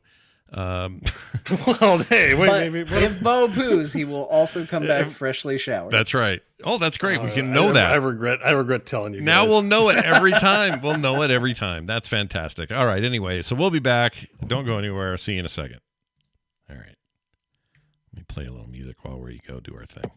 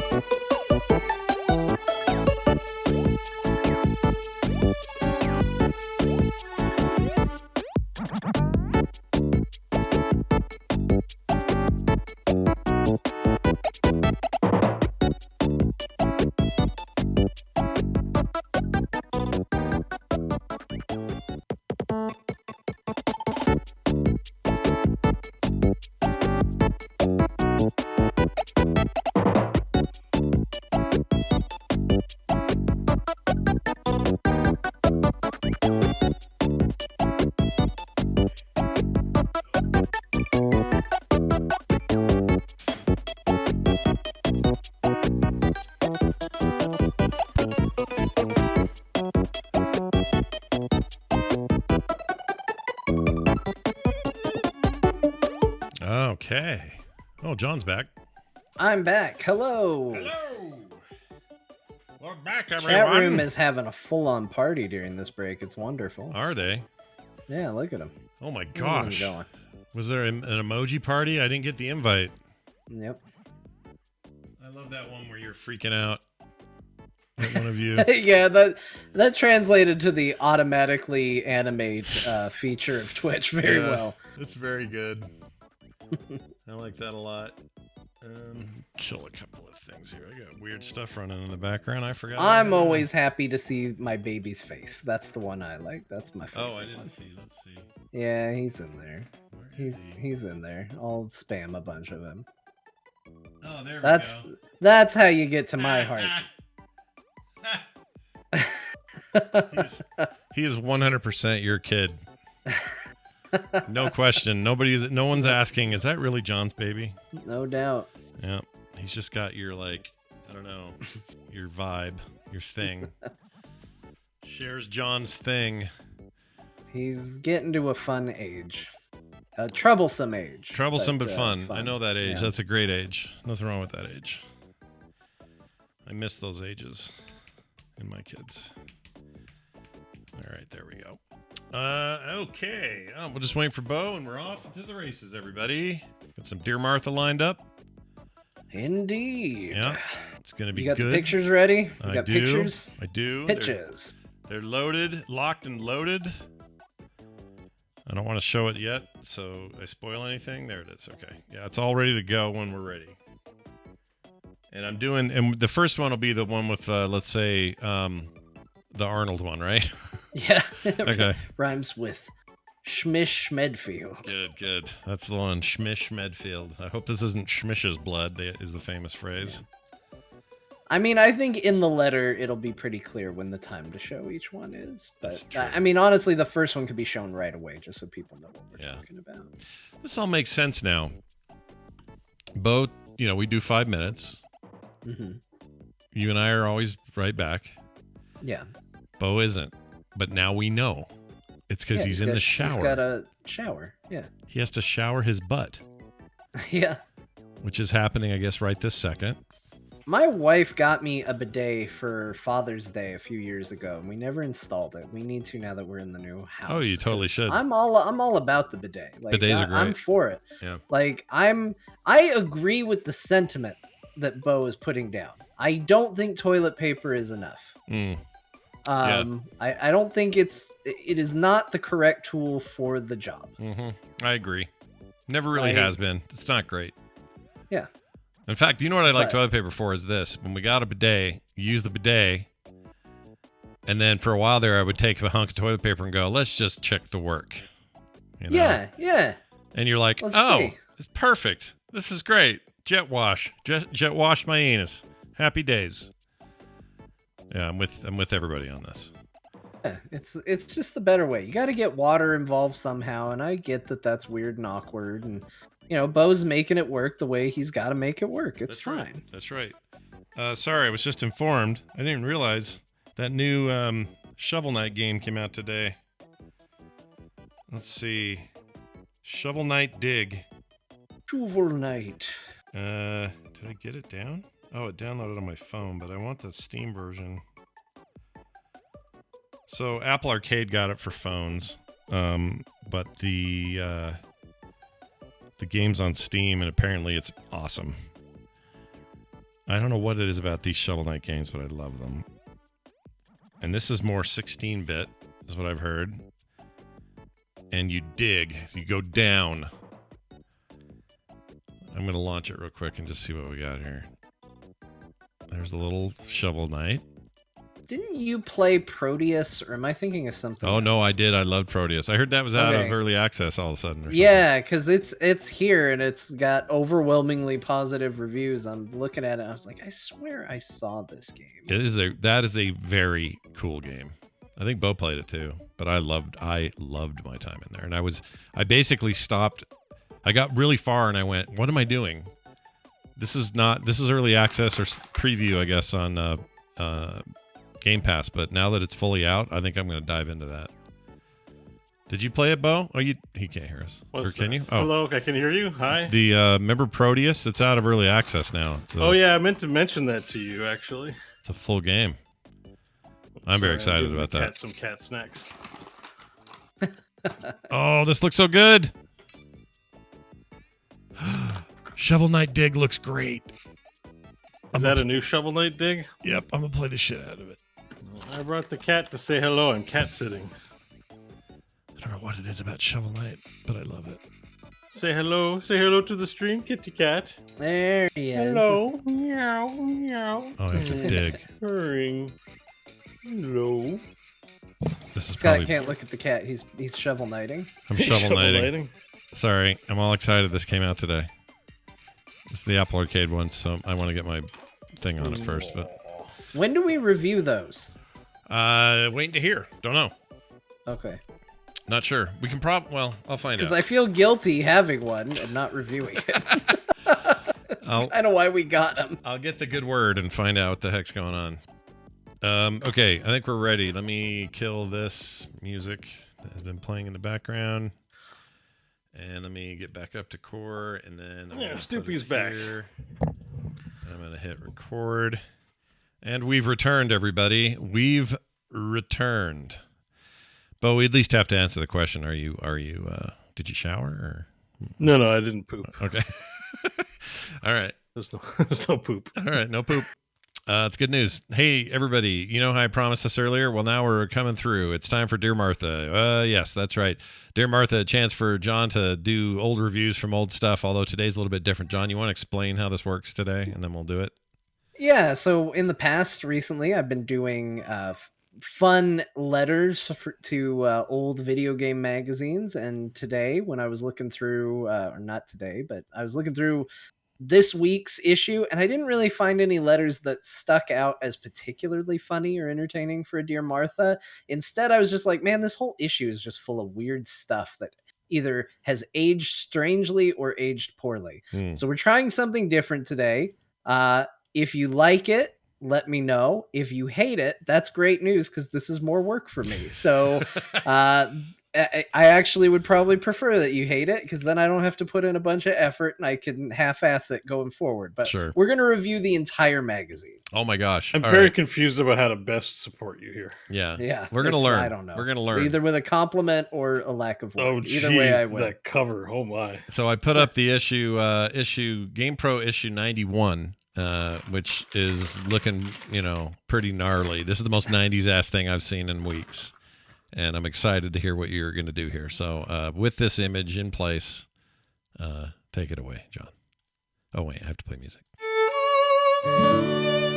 My dearest Martha, as you know, I am writing to you from the past, having been sent there from modern times via unrevealed means. With all that lore in mind, there is very little for me to do besides read current, or old for you, issues of gaming magazines. So today, I offer my review of GamePro issue 91 from April 1996. Martha, this issue is busy. The cover game is Resident Evil for the PlayStation, but you wouldn't know it looking at the cover because it is just so busy. I guess it is to be expected. People at this time are into neon pretty much everything, so eyesight is clearly not a high priority for them. Inside, there is a lot of interesting things to find.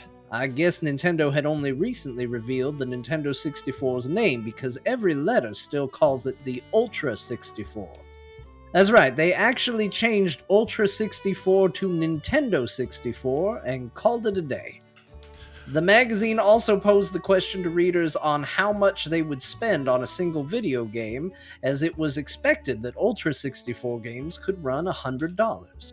Clearly, we still don't know the answer to that, and these poor people have no idea what their funny answer of "how about free" is going to bring about. There is a fun little bit in there where the magazine talks about Microsoft trying to get games on its new operating system, Windows 95. And the games they discussed for it was a port of Gex, Close Combat, and an unnamed underwater action game.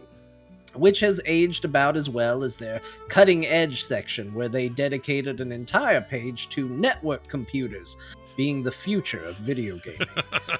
It's like hitting a bullseye on a target you weren't aiming for. They also dedicated 4 pages to April Fool's Day jokes, and considering you typically got the issue the month before the printed month, I want you to just imagine how much worse April Fool's Day was when it was multiple days the month prior from all of your magazines instead of just the entire internet. Of course, the magazine also featured all the typical things, reviews, previews, codes, and the like. Most of it has all held up fine, and so in closing, I offer my favorite advertisement from the magazine. It's an ad for Street Fighter Alpha that shows the ruins of a house, and the only text reads, "Just a reminder, you can now play Street Fighter Alpha in the comfort of your own home." And I'm not sure if it's implying that the game will destroy your house, or that people who don't visit the arcade lived in bombed out ruins. But whatever the point, it's a damn strange ad. Until next time, Martha, I am forever yours, in the past, present, and the future. S. Beckett, 90. Sam Beckett. I just got the reference. Yeah, nicely. Quantum Leap reference. Yeah, there nicely at the end. done. Was it? Yeah, I thought Sam. it was a Sam Beckett the playwright reference. Waiting for Godot. Oh, I didn't think of Godot. that either. There's a Sam Beckett from both those things. I'm a theater nerd. Of course, it was Quantum Leap. I hate to say it, I really like that. I think that's great, and also I've always liked your writing, and any chance to hear John write more is always good for me. I agree with the chat room when they say that might be a keeper format. I really liked it. Oh, that's nice. Yeah. So now do more work. Okay, great. Put in more work to the show. Yeah. Yeah, enjoy that ad is something. Was that ad the inspiration for doing this? Because I get it. You really nailed So it. weird. The reason I started looking up old video game magazines was because I just wanted to see how bad the ads were back then. Yeah. And that started it. And then I read the letters and I was Yeah. like, this could be the new Dear Martha. And I started doing They that. went on their Getty Images account, found a bombed out house, and went Street Fighter. You can play it. Yeah. How do we? Yeah. How do we make an ad in 2 minutes? The publisher wants it yesterday. We didn't make anything. Okay, here's this clip art. Yep. And this freaking Chris Redfield on the front is giving me seizures. It's so bad. Look at his arms, though. I think he's got Arnold arms. Something's going on here. Strategy bonus blowout. I mean, is that really a dude? Is that a amalgamation of other images? Like, I don't know what to make of that. I need mean, to it know. kind of looks like the guy from the opening video, kinda, but like superimposed. Yeah. Maybe they had AI images before anyone else. Game Pro. It kind of looks like an Cutting AI edge. drew it. A little bit. All right. Well, that was amazing. Well done. Now this.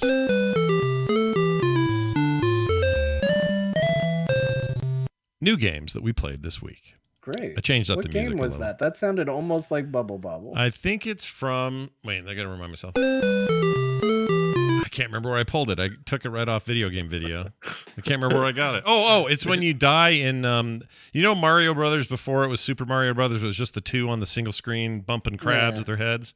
When Mario would bumping die. crabs. Super Mario bumping crabs. Yeah, it was that, but it was it's when Mario dies, he has a little ditty that happens. Man, that makes you feel good about dying. I know. It's way better That than that should be old the one. new Jeopardy music Yeah, it's not bad. when they're the final Jeopardy. When they're guessing, they're all looking down writing. I would pay for that version of Jeopardy. Yeah. Actually, I wouldn't pay for Jeopardy. It's fine. It's free. It's free. Why are we just- paying for Yeah, it? why are we paying for Jeopardy? All right, let's talk about these games we played this week. I played a lot of Cyberpunk 2077. Kind of whenever I could, I was playing it. Nice. I played it on everything because of cross save. Not everything, but I played it on a Series X. I would hop over to a Steam Deck. Steam Deck was great at night because I was like, I'm in bed, I'm tired, but I want to play. So I would play there, hook some headphones up, super immersive, loved it. Would immediately hop off there, and then the cloud saves would work, and I would play it on my PC later, and then back to my Series X and so on. Here's the problem, though. When that there was a Windows 11 patch this week that fixed a vulnerability that was kind of a big deal, so everybody was encouraged to patch right away if you have Windows 11. I don't know if you did.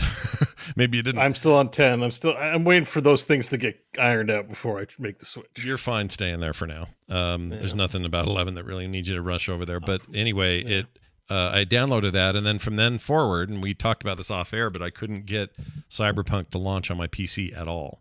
Just would crash as soon as I launched it, or sometimes I would get to the menu and then it would crash. Just immediate crashes constantly over and over and over. I hate that this works, but someone said, yeah, I heard there were problems since this vulnerability fix, so maybe try what I did, and it worked. You run Steam in administrator mode, right-click and run as administrator, and it worked. It was fine. No problems after that. So, freaking Cyberpunk, I thought for a minute there, I was like, damn it, game, you're supposed to be all good now. I can play you on a Steam Deck. This makes no sense. And then it turns out it was some Windows thing. Oh, don't worry, Scott. We'll be taking it to task shortly. Yeah, John had a much harder time with the game. Not a ton to add, except I'm loving it. I'm having a great time. Where you at? In where Nakamura. You and the Japanese. Wakako? Is it? I don't want to say it there's wrong. Wakako's the woman, the fixer in what's the New Tokyo or something like that, or what's that part of town called? I forgot the name. But the guy who was there, the bodyguard, Takamura. I think it's Takamura. Takamura, that's it. He and I just did the crazy float thing at the parade. Oh, you did the parade. The parade's awesome. Yeah, it's awesome. So cool. It's awesome. It's really well done. I love that whole setup. That whole sequence was really amazing. I will say that it may sound to some like, wow, you finally got there. What's taking you so long? I did end up doing a ton of side stuff. And I'm really... No, you got to. It's like Skyrim. You can beat the game in a really quick time if you just do the MSQ. Yeah. Like you want to. And I was worried that the side stuff wasn't going to be whatever, but it's great. I've had some really fun side quests. Really great stuff. What was your favorite one? Name one. Oh, so far? I want to hear it. I haven't played it in so long. I'm like living vicariously through you guys in your first experience. I know what one I really like. It's one that kind of comes and goes, and so there's like 7 parts to it, but where you got to track down all of the automated cars that have gone crazy. The AIs, right, the Delamain. The Delamain AIs that lose their minds, and you got to go track them down. I'm finding that I'm not even done. I think I've got 5 of the 7 or something, but I love that whole thing. Love it. That stuff is great. I like all the side quests so far. I haven't had any that were like bummers. I don't feel like they're repetitive either. I feel like I'm doing stuff that's different every time.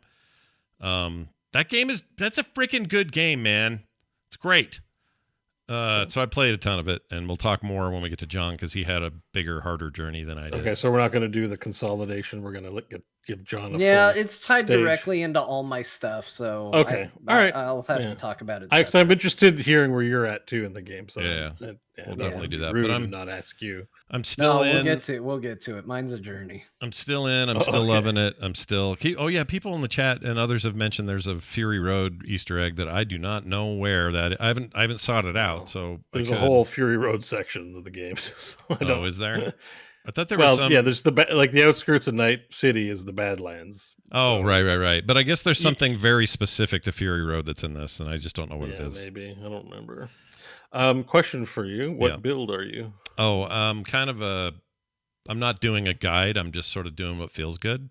Sure. Yeah. So what are you favoring? Favoring hacking and quick hacks. Favoring acrobatics and physical stuff.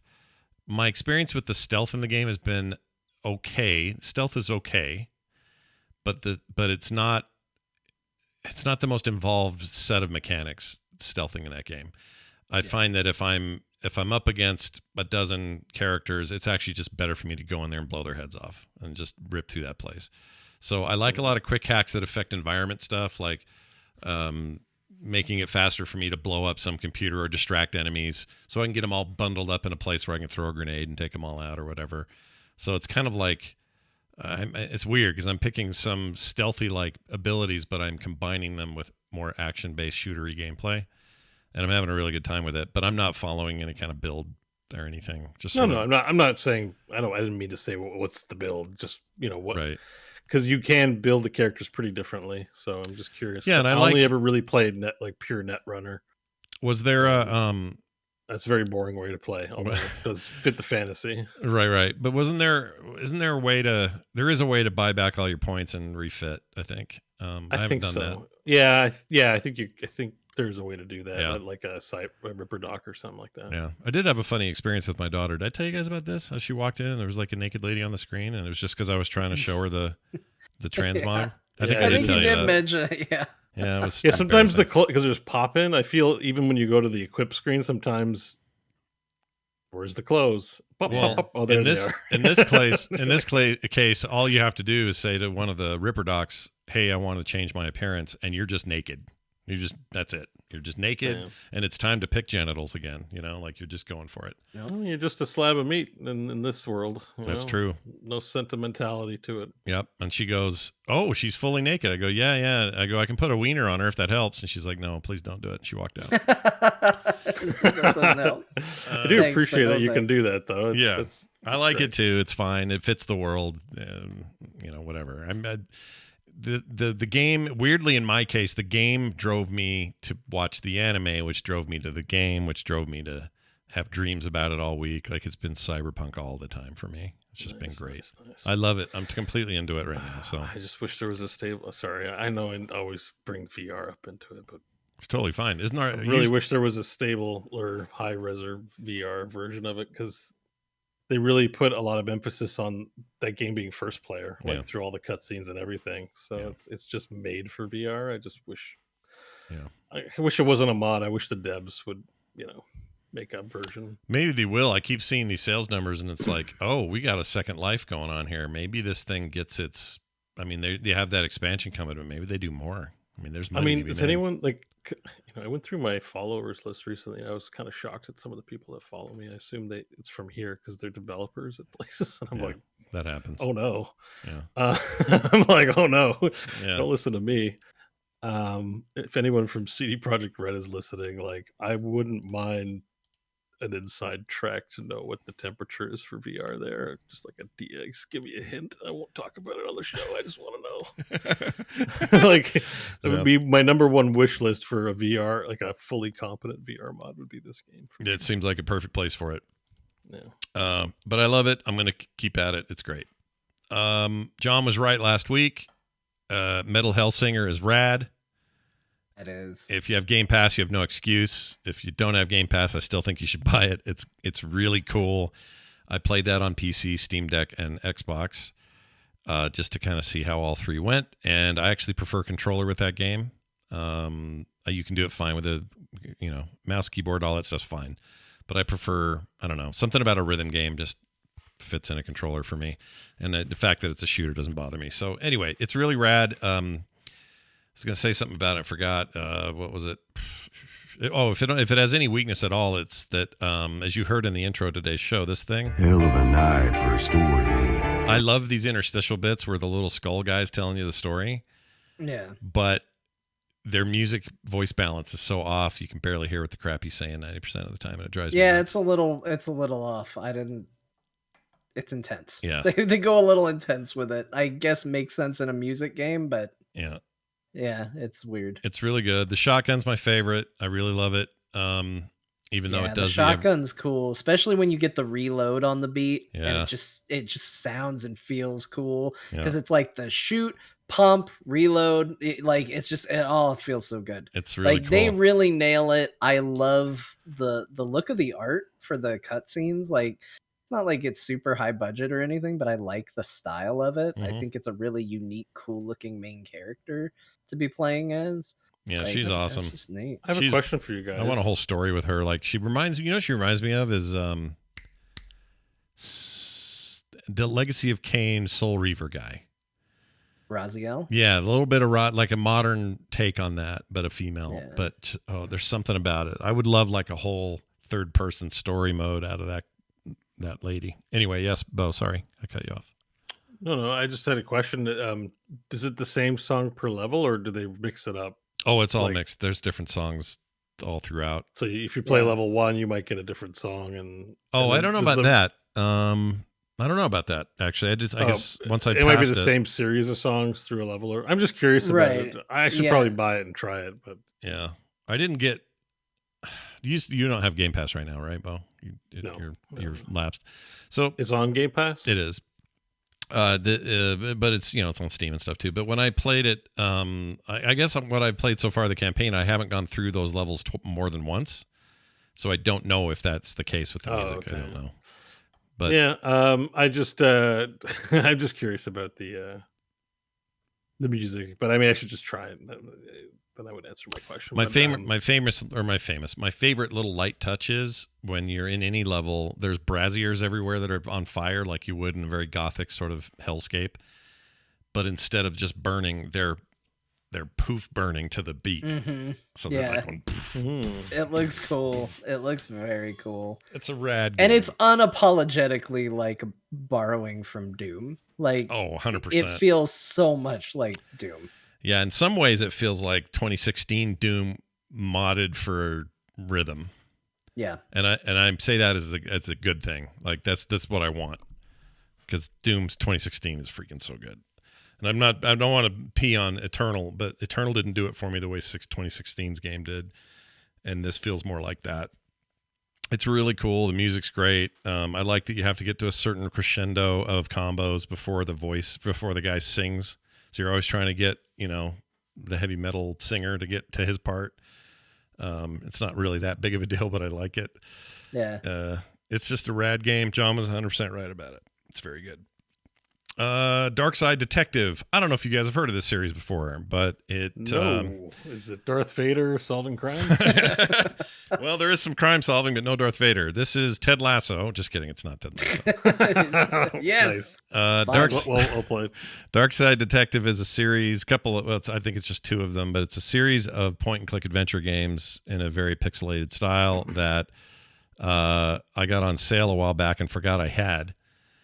And the all-time reviews have it at like overwhelmingly positive, and everyone always told me this is awesome, you should play it. They just really get down the humor and the fun of those old games, but it's some small developer who did these anyway. So I finally installed it, played it on my PC and my Steam Deck alternately, and it is exactly that. It's a really fun throwback to those games. We're going to talk about a modern iteration of those soon with John. Mm-hmm. But it's challenging and fun, and I love the art style, and I'm going to recommend it. I'm only 2 missions in, but I found some of the second missions so hard that it took me forever to beat it. When I finally did, it was a really great feeling because I just had to logic my way through it. But Dark Side Detective is legitimately good. If you like any of those old point and click games, this is such a great homage to that and has its own personality, and it's just a wonderful little game. So now, is this more in the vein of King's Quest, or is this more in the vein of LucasArts? Like, are you dying, or is it fairly safe to run around and do whatever you want and just explore? More like that. It's more like progression blocking. So if you need to figure out this particular puzzle, or else you're not going to be able to get into that room and then keep the story moving. It's more like that. I should say, as far as I know, because I've yet to have any real danger or die. So it's mostly just like the story and wanting to get to the next bit and feeling good about yourself for solving it and moving on to the next bit. Like, it's more that structure. And it really worked for me in a way I wasn't expecting, and I had a lot of fun with this. This really helped me sort of escape some kind of rough stuff that was going on this week, and this game was responsible for a bunch of that. So highly recommend it. It's always really cheap. I think it's $12.99 normally. It goes on sale quite a bit. And Dark Side Detective. Pixel art, it looks pretty well done, like artistically. Oh yeah, for sure. I mean, it's chunky pixels, but I love that. I'm a big fan. Yeah, of but it. I'm looking at the color and what they're doing with it, and it seems like well done. Yeah, I agree. It looks pretty. Totally agree. The follow-up is called The Dark Side Detective: A Fumble in the Dark, and I've not gotten to that yet. You can buy the whole thing as a bundle for like $17 and you're in. It's a wonderful game. So highly recommend it on Steam. And I think consoles too. I think it's on consoles because you can play with a controller if you need to.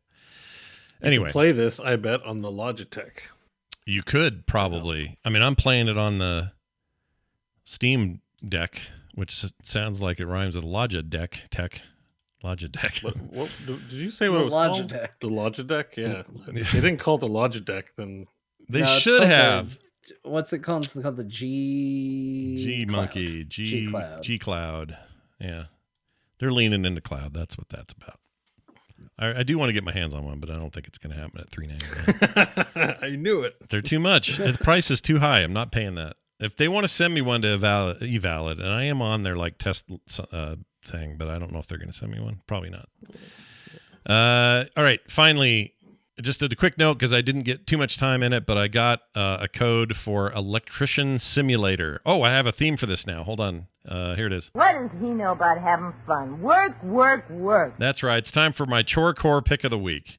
A game that makes you work. Electrician Simulator is exactly what you think it is. You get jobs. Imagine House Flipper, John, from a structural standpoint. You get emails. They say, hey, my lights are flickering. I don't know what's going on in the kitchen. Plus, there's a breaker that keeps popping out. What do I do? You go down there. You get the parts. You fix all the shit. You try not to electrocute yourself. You get money. You go back. You advance your home base. All that stuff. You can also take orders that get mailed to you, and you work at a workbench to fix them. So I got a small wireless controller that looked like, some basic controller. You have to unscrew it, clean the contacts, find out where the problem is. Oh, I see where it is. Get a replacement part, reassemble it, make sure it works, test it, send it back, get money, move on to the next one. Graphics are really good, and it nails what I like about Chore Core. It seems great. Does it have a hardcore death mode? I only ask because an electrician's actually kind of a dangerous job. My dad has an electrician's license, and he knows them, and some of them have really hurt themselves, and not switching off power current. So is there any element of that where you stick your hand on a wire? Well, you'd like this because the game starts with a tutorial that you have to do in VR, and I don't mean in a VR headset. I mean in the world. There's a VR headset, and you have to pick it up, and you have to put it on your fake head, and then inside VR. and I got electrocuted in there because I didn't know what I was doing, but then I eventually figured it out, and it was fine. Since then, you just go to the houses and do the work, but it just looks really nice. Is it video gamey, or does it seem pretty one-to-one with how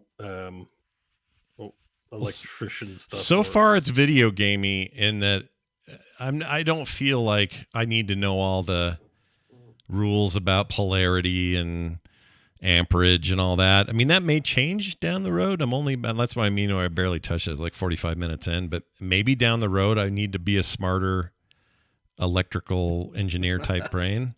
But right now it's just like, oh, these wires are frayed. Pull them out, rerun them. Okay, good. We're in. It's all very mechanic based. Yeah. See, this one review, which is positive, says like some ideas to improve it would be amp ratings, wire sizes, and ability to overload breakers.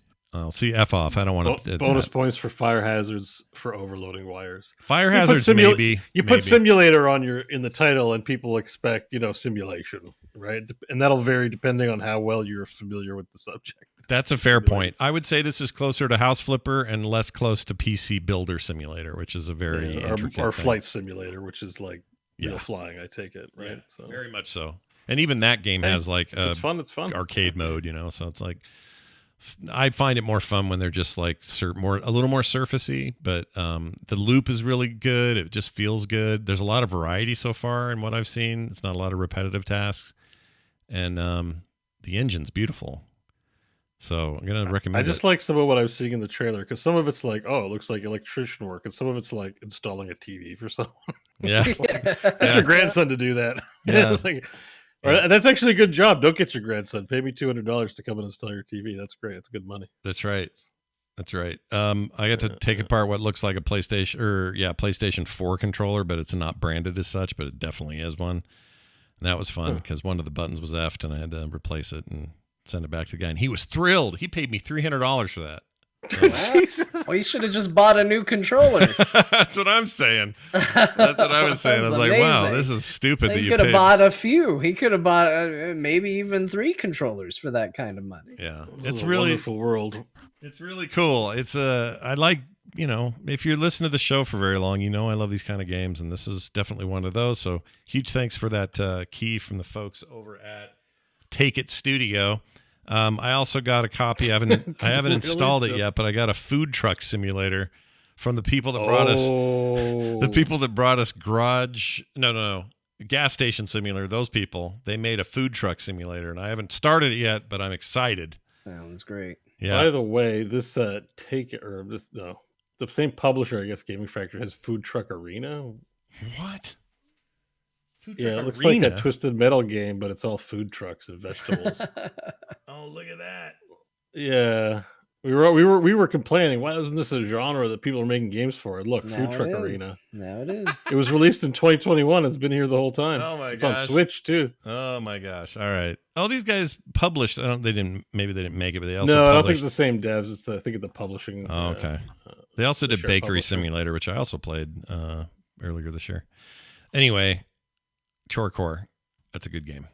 Moving on to John. So, John, Cyberpunk was Hi. less kind to you, I guess. You have a Well, journey. yeah, so there was a whole adventure that happened, and we talked a little bit last week, and I mentioned I was having a technical issue with Cyberpunk 2077 launching through Steam.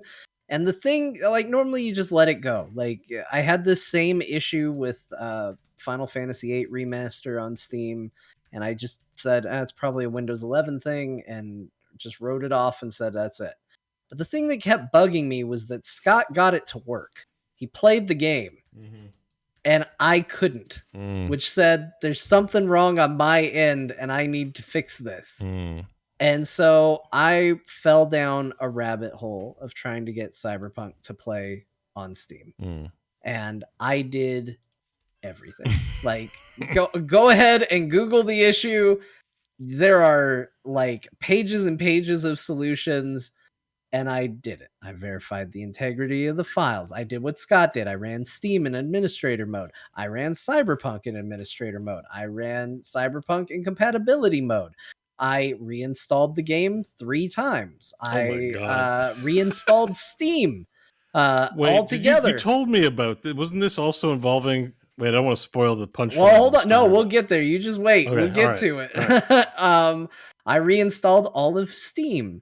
Oh my God. Couldn't get it to work. I did so much. I disabled antivirus software. I downloaded a program to help clean up my computer to see if there were any like junk files in there causing you put issues. Norton on your computer? No, it wasn't Norton. It wasn't. Okay. It wasn't. Oh, phew. But like, I went down a list of things, and I tried so many things to get it to work, and I could not get it to work. And I thought, well, it's on sale right now. What happens if I buy it on Epic and I try to play it there? Is this a Steam only issue? So I bought it on Epic. Wow. I tried to play it on Epic, and it would same issue on Epic. It would look like it was going to load the game, and then it would just automatically close. Like, no error screen, no issue. It would start to initialize, and then it just go back to play. Nothing would pop up. Nothing would happen. It's only now it's And I personal, right? Because I you was buy it in like- 2 places and it Yeah, doesn't well, work? now I'm Yeah. too far invested. Well, so I returned it on Epic. Yeah, I it was did only a return $29 right on now, right? Epic. Isn't it on Yeah. sale everywhere, I think? Yeah. That's the other So- thing. People are like, why is it going up the chart so fast? Because it's half off It's right now also everywhere. on sale, yeah. Anyway. So, and also because apparently I bought it 100 times. It's There are all other me. people like you buying it on 4 platforms. I was tempted to buy it on Steam, even though I own it on GOG. I was So like, yeah, so that was next step. I went to GOG. I bought it on GOG. It's also on sale there. So I bought it there too. Yeah. Wouldn't you know it? Installed no problem, played no problem, no issue whatsoever through on GOG? Yep. Really? It's the only way I could get that game to launch. Now, let me just say I've skipped to the happy ending. There was one other thing I tried. I always try to skip to the happy ending, but go ahead. Yeah, everybody You know what I'm prefers saying. it because let me tell you, it's a lot better than this step. I got desperate. Oh no. I needed to know what was causing this. So issue. now you've got a work. Let me just make sure I have this right. You now have a working copy. 'Cause No. This was before. This Okay. was Skip before. the step. I bought it on GOG first. I skipped it spoiling- because I wanted to. I Yeah. wanted to get to this. Okay. I formatted my computer. When you told me this, I felt a so bad. fresh install of the computer. Bye-bye weekend. Completely. Yeah. So, backed up the important files, missed a couple. Backed up the important files and reformatted that sucker and started fresh. And that's what I did. And even then, fresh install, basically nothing on my computer except Windows 11, Steam, and Cyberpunk. The worst part about a reformat, launch. not only is it losing those files you talked about, but there's always a driver or two that's discontinued, but you don't realize it, so that when you go to set things back up, oh yeah, it's like everything's a little crooked. Into that too. Yeah.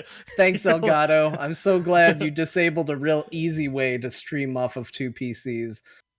Anyway, so here's I finally got there through GOG. I finally got there and I started playing Cyberpunk 2077.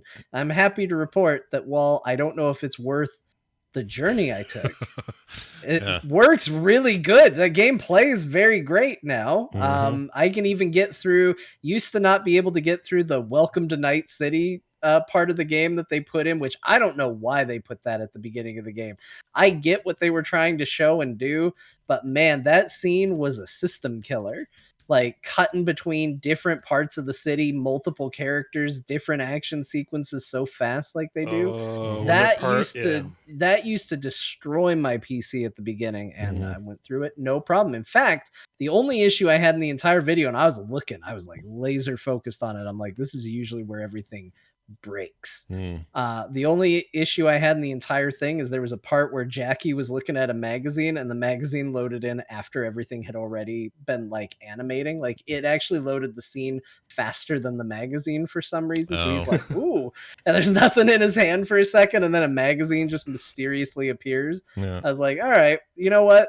For a scene that used to break my computer, this is a hell of a lot better. Works great. I'm having fun. I'm not very far because most of my time was spent fixing my computer after I destroyed it trying to get the game to run. So I'm basically through the intro and tutorial and now into the game proper. I haven't even gone to Arasaka Tower or done any of that stuff yet. So I'm still fairly fresh in it, but the anime did like kindle a fire and a passion for this world for me. So, I think when we first talked about Cyberpunk way back in the day when it came out, one of my main criticisms was they seemed to be trying to sell Night City, and I'm not particularly interested or invested in the city. The anime has helped with that, and that's one of the biggest hurdles, I think, for the game. I agree. So, that's a good take. Yeah, that has helped a lot. And so I'm gonna stick with it. Like I'm real split on my focus and time right now, and it's the game that I want to play the most at the moment. But my story of Cyberpunk journey ties into the second thing I've spent a lot of time playing. So remember in the story I just told, I said I might have missed a couple of important files to back up. Oh no. Oh yeah. No. Okay. Well, it turns out that you know how I was playing through all of the Final Fantasies and streaming it? Yeah, well, I was nearly done with Final Fantasy IX. I'd nearly knocked out 9 of these suckers, and I didn't back up my save file. Cloud save? It does have cloud save, and that's what irked me the most, because I was like, all right, well, it's fine that I backed up the wrong file. I can get the cloud save. I loaded it up, and it goes, no cloud save detected. It has it. It backs it up constantly. I always see it, but nope, didn't have it. Weird. So I got screwed. I lost my save.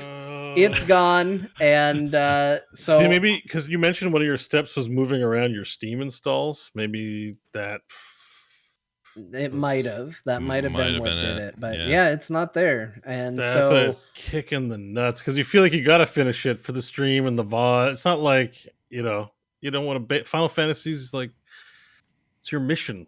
It's your goal. And that's the other thing is like, so when I loaded up Cyberpunk on GOG, it had my save file from the last time I played Cyberpunk on Steam.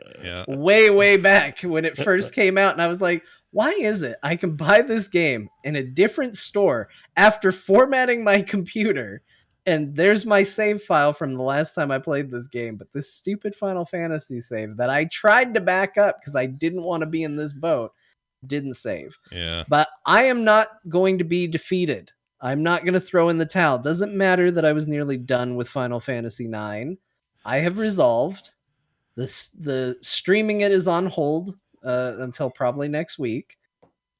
I am replaying through the entire game. Wow. And getting back to where I was, and then I'm going to start the stream. Oh, chat room's giving you suggestions that you might be able to look at older cloud save states. Really? I thought I got in there and it just said there was nothing, but I can certainly dig deeper into it and Let's see. get some tech support for John. I feel honestly though, at this point, I am so close to where I was. It's not late. saving me that much. It's time. too late. So I am playing. started. The Steam version of Final Fantasy IX does have a fast forward mode. I can obviously skip the cutscenes, and I'm going through with a guide that's basically like, here's where items are. Here's the quickest way through the game. So it's not like I'm sitting down and reading every line of text over again. I'm going through a speed run. And it's fine. I'm having fun with it. It turns out it's a good Final Fantasy. I like it.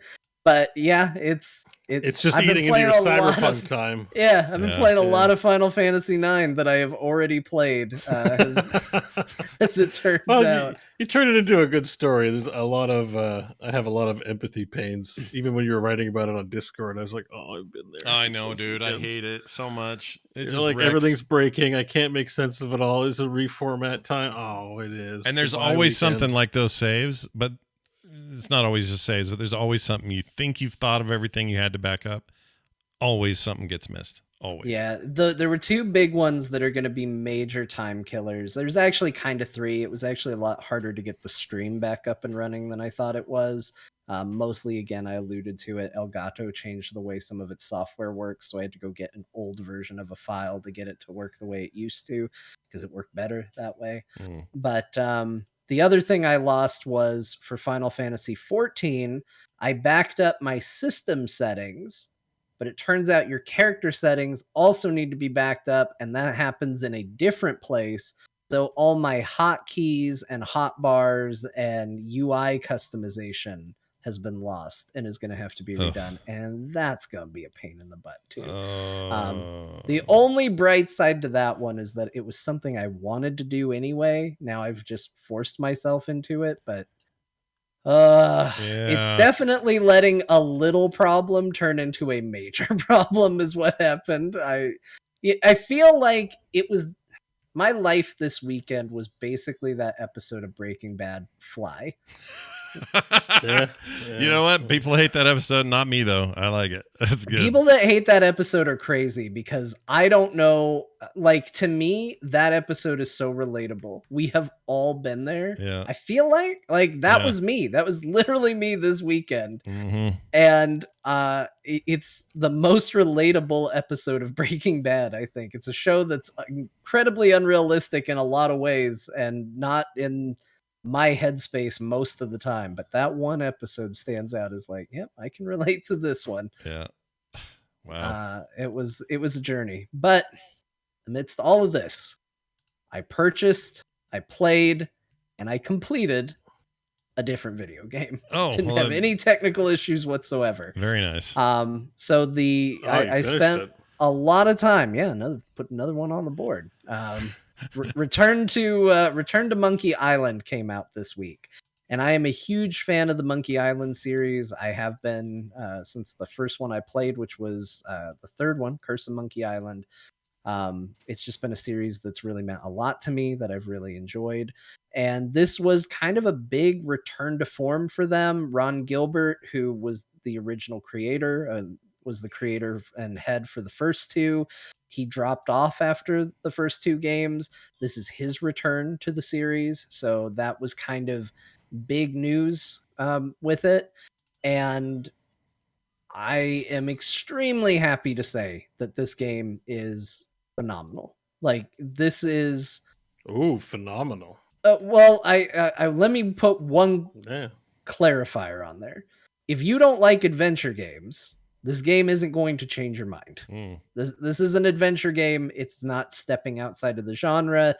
It evolves it in like basically ease of use UI control type ways, but like really nothing else. It is a love letter to the fans and to the series, and I heard someone say that it's the Spider-Man No Way Home of Monkey Island games. I kind of see that. Like it kind of was a magical experience because I went in thinking, okay, well, it'll probably be a well-written, new version of these games. I played the Tales of Monkey Island, which is the last time they redid something like this, and that was a Telltale series a little bit ago. Yeah. And I was like, it'll probably be good. Like that was kind of my expectation. I didn't expect this game to have a ton of heart and like actually feel like an impactful, meaningful story. Because that's just not Monkey Island. Like Monkey Island's usually kind of goofy and silly, and it doesn't really try to hit you on a level much more than just like, yeah, you had some fun, we had some laughs, and like that's about it. But this one goes a little further, and it had a lot of heart, and it was kind of an emotional journey for me, and I really had a good time with it. The thing that I think I liked the most was there had been this rumor that it was going to, as far as story goes, it was going to consider the first two Monkey Island games canon and kind of pick and choose what to take from the subsequent sequels. Turns out that's a rumor. This game does, and this is a little confusing, but bear with me. Okay. This game does start right where Monkey Island 2 ended. So canonically, it's like straight up like sequel to 2. But right? Yes, but okay. It does not throw out any of what happened after.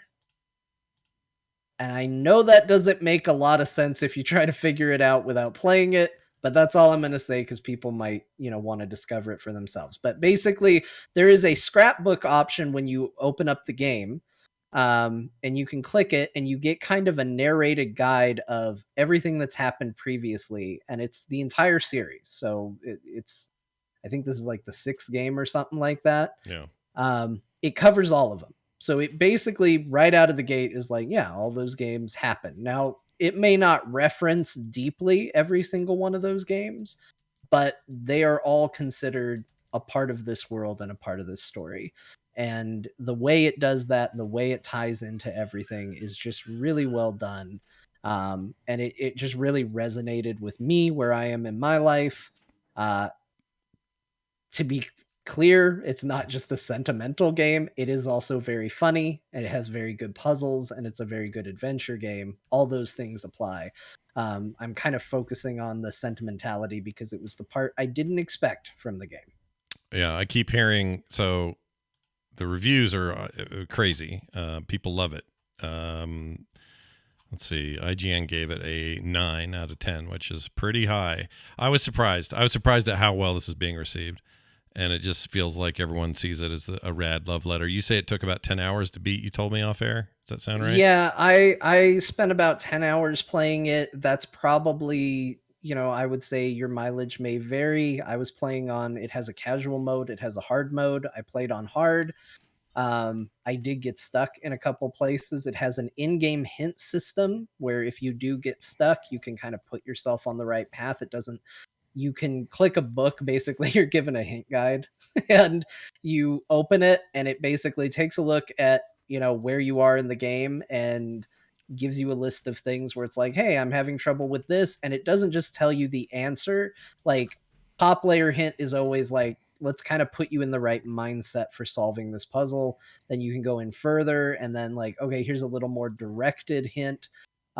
So I got stuck on one spot where primarily my issue was there was a thing I could click on that I didn't know I could click on, which is there's actually a button you can press that will highlight, and I should have had it on, and that would have solved all my problems.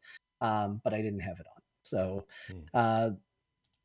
it will help guide you closer and closer the more hints you ask for. There's no real penalty or anything for doing it. They want you to get through it, but they basically just say, hey, you're going to ruin your experience if you just ask this book to solve all the problems for you. But so yeah, you can probably get through it in about 10 hours. It might take a little longer. I don't know how different casual mode is. It basically does say there are less puzzles, and they're less intricate, so it might go a little faster if you go that way. And there is also a built-in, I saw it in the options, director's cut or writer's cut, I think they call it, where they're basically like, hey, it's the same game, but it's more wordy, is what they describe it as. So clearly someone in there was like, yeah, we got to cut some of this dialogue down, make it a little briefer, but that version of the game is in there as well.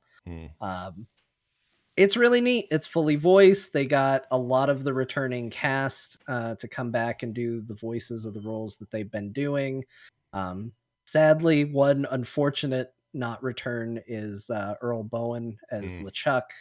I thought he had died, but then people told me he was not dead. He was just retired. Yeah, he didn't want to do it. Yeah. So that is missed because he has a phenomenal voice and a great LeChuck. But yeah, you got Dominic doing Guybrush, and he's just such a lovable character. Like, it's just fun to go on an adventure with. Let me also guess that all the stink about art style went down about like it did with Wind Waker, where it's amazing and fits perfectly and is totally great.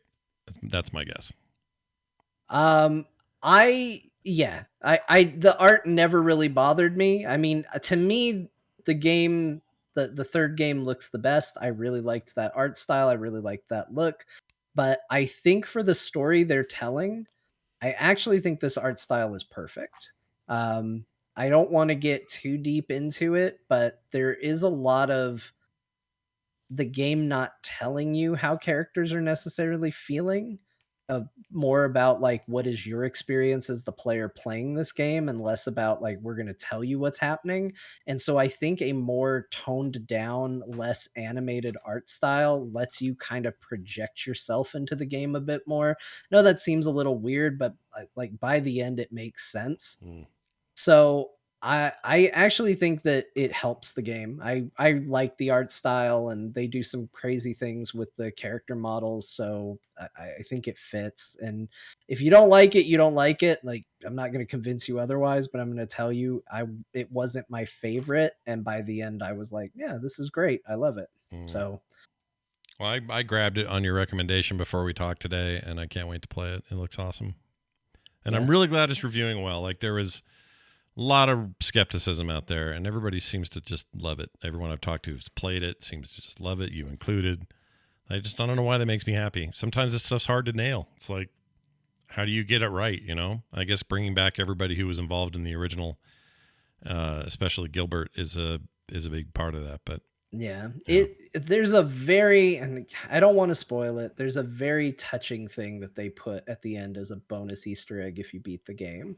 And for that alone, I thought that was a really cool thing. Like, this game has one of my favorite endings of all time because it just leans into the history. So I like it. If you like Monkey Island games, this is a no-brainer. Buy it.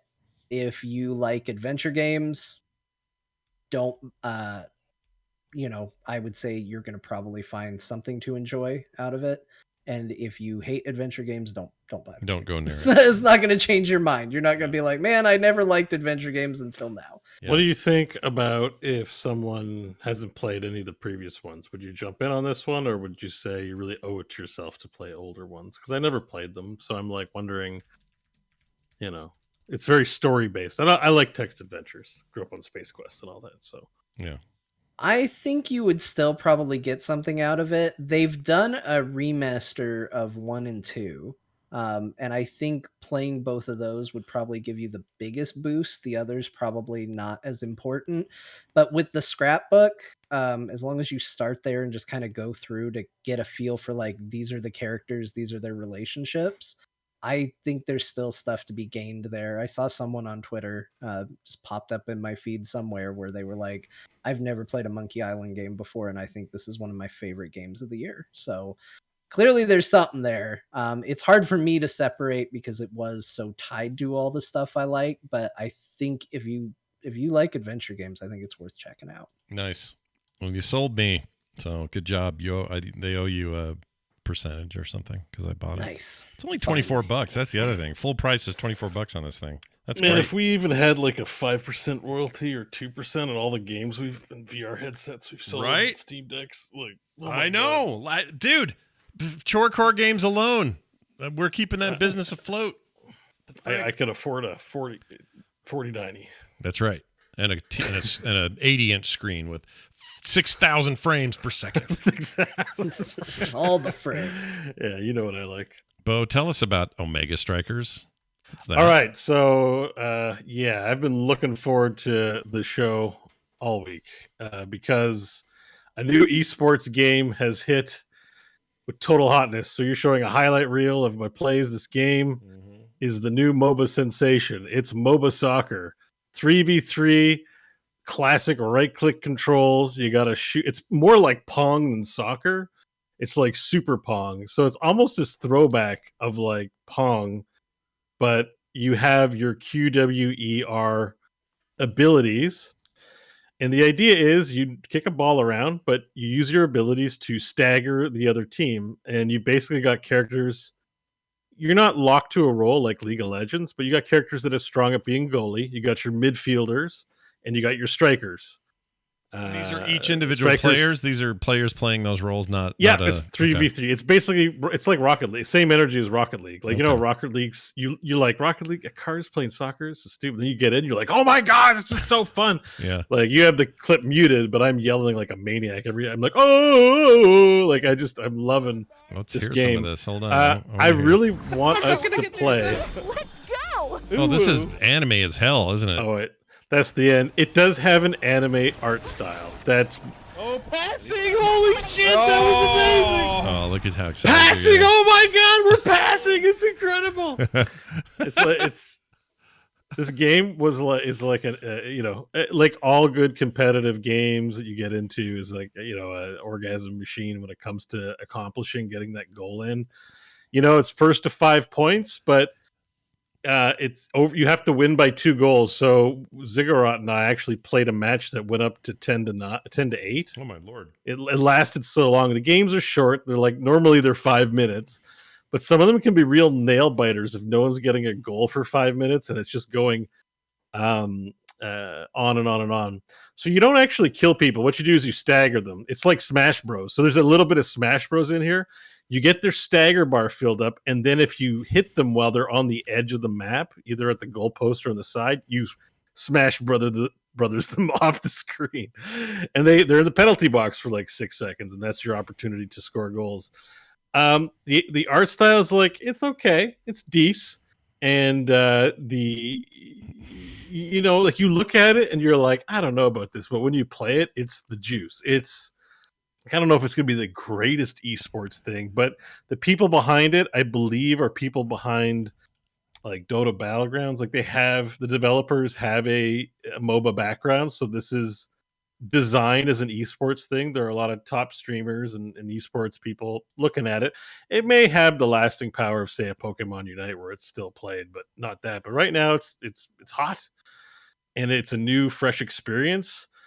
And, it's reviewing really well. People love this. It's a phenomenal game. Rocket League of Legends is just too good. I've described it as Overwatch Smash Brothers Soccer. Like it's a hybrid that works. Yeah. And I kind of hated the art style a little bit at first, but as I played it more, I'm just like, oh no, I'm used to this. This is fine. Like, no, I like it. The totally top down looks great. I don't love the cutscene looking bullshit, but the rest of it's fine. But it's free to play. And go Team Moist, a common review. Right. So Moist Critical being a big streamer, they're having a streamer event right now, so I'm sure that's why they're saying that. But we should play, like, even if it's just for 10 minutes. We haven't gamed a lot together. I really think this would bring us some Rocket League or some Heroes Rocket League energy, just a bit of fun one of these days. I was kind of going to propose it for tonight If you guys want to log in for 10, 20 minutes after the show and play, the games are so quick. So Anyways, can you tell me how the mouse works? So you have two options. You can do like V Rising style controls where you move with WASD. Uh-huh. I don't use that one. I use classic MOBA controls, which means I'm right clicking like Diablo Hero style to move around. And the way you hit the ball is your Q is a regular ball smack. Regular ball smack. Uh-huh. And basically you have a little AoE around you, and you press Q, smack the ball, and it goes in the direction your mouse is facing. So when you're rushing back to save the ball from going in the goal, don't have your mouse on the side where the net is, or you just kick it right in. So what you're not seeing here in the videos of it is that there actually is kind of that level of minutia that MOBA players like, where understanding the mechanics is key to getting better, and there's like micro expression of skill. So you are like, as I practice, I was kicking. I scored on my own goal like 50 billion times the first time I played. I was like, oh my God, I did it again. But as you start to learn, you get better, and you get these 6 scores, and you shoot it between the goalie's legs, and it's super good. This came out of nowhere. I didn't even know this existed. All of a sudden, they were giving away beta keys, and I'm like, I have to try this. I love MOBAs. And so what do they charge for? It's free to play. Is it like Battle Pass stuff, or it's Pokemon Unite? You know, they've ripped off so many different things. Like the menu screen, it looks like Pokemon Unite. Like it's literally like the same look. But it's its own unique thing, and it's really fun. So it seems awesome. I definitely want to play this. It looks great. I love this. I love this game. This is a great release. I haven't had a lot of time to play it, but I did put in a few long sessions. Definitely better with friends. Alone, it's a little dirtily, but you grab 2 friends, and this game's a great time. Nice. Looks like this is also on, or upcoming. It'll be on consoles as well, so that's good. Yeah, it feels very much like mobile ready, and mobile and all consoles ready for sure. Oh yeah, but it's early access, I think, right now. Or it was supposed to be closed beta, and the way to get a key was to watch 2 hours on Twitch, which I did. And then literally as soon as I got my key, they switched it to open beta because it was so popular, and they just decided to let the floodgates in. So I was wondering about that. Okay. Yeah. So it's actually just open beta right now. So they may take it offline. I suspect they'll leave it in. I'll admit, I already made some purchases. I bought a sweet skin for Juliet because Juliet's awesome. Nice. Yeah. So I'm not adverse to a microtrans or 2 in a good esports game, but I really like Omega Strikers. It looks like it's saying it's out of beta on the Steam page. Can that be right? Oh, maybe they just launched it. So what's funny is that in the store page they had, usually they don't announce release dates, but they had like release dates weekly, a new hero every week for 5 weeks or something like that. So they're ready to go. I think they were just hedging their bets, maybe. Sure. For whatever their plans were, but it's a great game. It looks great. 10s. 10s out of 10s for Bo. That's a high. This is Just great need for to what get Ted Lasso for what it in is. there and we're good. Yeah. We do need a Ted Lasso character. I mean, it is soccer, a form of it, so why not put him in there? Yeah. Oh, Bo great. reviewed this game. Oh, you put actual review in there? Recommended by your friend. Really good hockey pong League of Legends Overwatch game. Loving it. Oh, look at that. Yeah, it's just like it's such an amalgamation, and it feels like when you get in and start playing it, you realize how well thought out everything is. Even celebrating, when you score a goal, the camera zooms in on your guy, and everyone, in hockey when they all get together and hug because they scored a goal, and you do that in this game. There's a little bit of time to hump and pat butts after scoring a goal. So I like it. Nice. Well, there you go. Omega Strikers, catch it. Tell me about your Half-Life mod fun that you did here. All right, so I got some clips. So Half-Life 2 VR mod's finally out. I played it. It's great. I don't know. There's not much new to say about Half-Life 2. It's like a billion-year-old game. So I mean, and that's this clip for you, Scott. Look at the sweet shadow effects that are working. Yeah, and this wow. one, look at that. I decided to do a puppet show, and it was for you. You would have the audio on, but I'm like, let's send this to Scott. Hold on, I see you making sex moves, but let me turn audio on. Hold on. Yeah, see my shadow. That's cool. Watch this. Oh, you're such a dork here. Look at this. I'm doing a finger show. Can anyone guess what I'm doing? Why net? Why net? What's that? What sound? I don't know. The sound it makes. Net. I'm a cringe boomer, and I'm like, doesn't everyone make that sound when they're having sex? Wow. So Anyway. This looks good. I don't know what I expected, but this looks great. I mean, when you're in there, it's, compared to Alex, it's shite, right? Like, I mean, it's very polygon, but like, it's still really, it still feels really good. It's a fun video game. Now, there's a second clip I want to share with people, and you should do the audio on this one. Okay, let me turn that on here. I hate how they mute these. No, it went away. Sorry. Isn't this it? Hold on. It's crowbar foo. Oh no, it's gone. I see your. Oh, you got it? Yeah, I got it. It's just delayed. I had it timestamped, so I don't think that's. Hello, hold on. Let me try that again. Fucking start. Oh, what happened in the Get dock? ready There it to is. turn your streaming experience up I to timed, 11. there's no swearing where I timestamped it. Yeah, there's no Big timestamp. F-bomb. Oh, here we go. Right Oh, out of the there it gate. is. There it There it is. is. Let me turn audio on. This new link is Oh shit! Oh no! I remember the scene. Just listen to the Foley. It's like a minute, but I want everyone to listen. All right.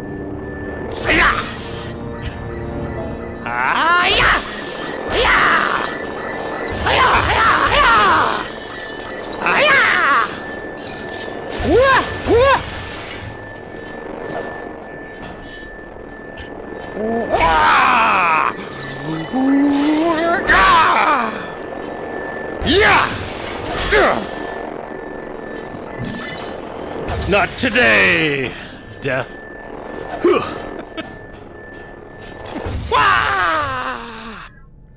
You did it. You cleared it. Yeah. One more. Oh, one more.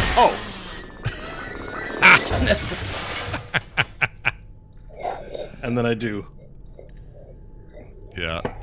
Wow. I feel like I'm watching a ninja movie that I didn't know I wanted. This is amazing. It really channeled. So the reason why I want to share is it really this wasn't planned. I wasn't trying to do this to make a video. I'd been already playing for an hour and a half, and I just went full 5-year-old mode, and I was going, yeah, and I'm streaming too. It's not like.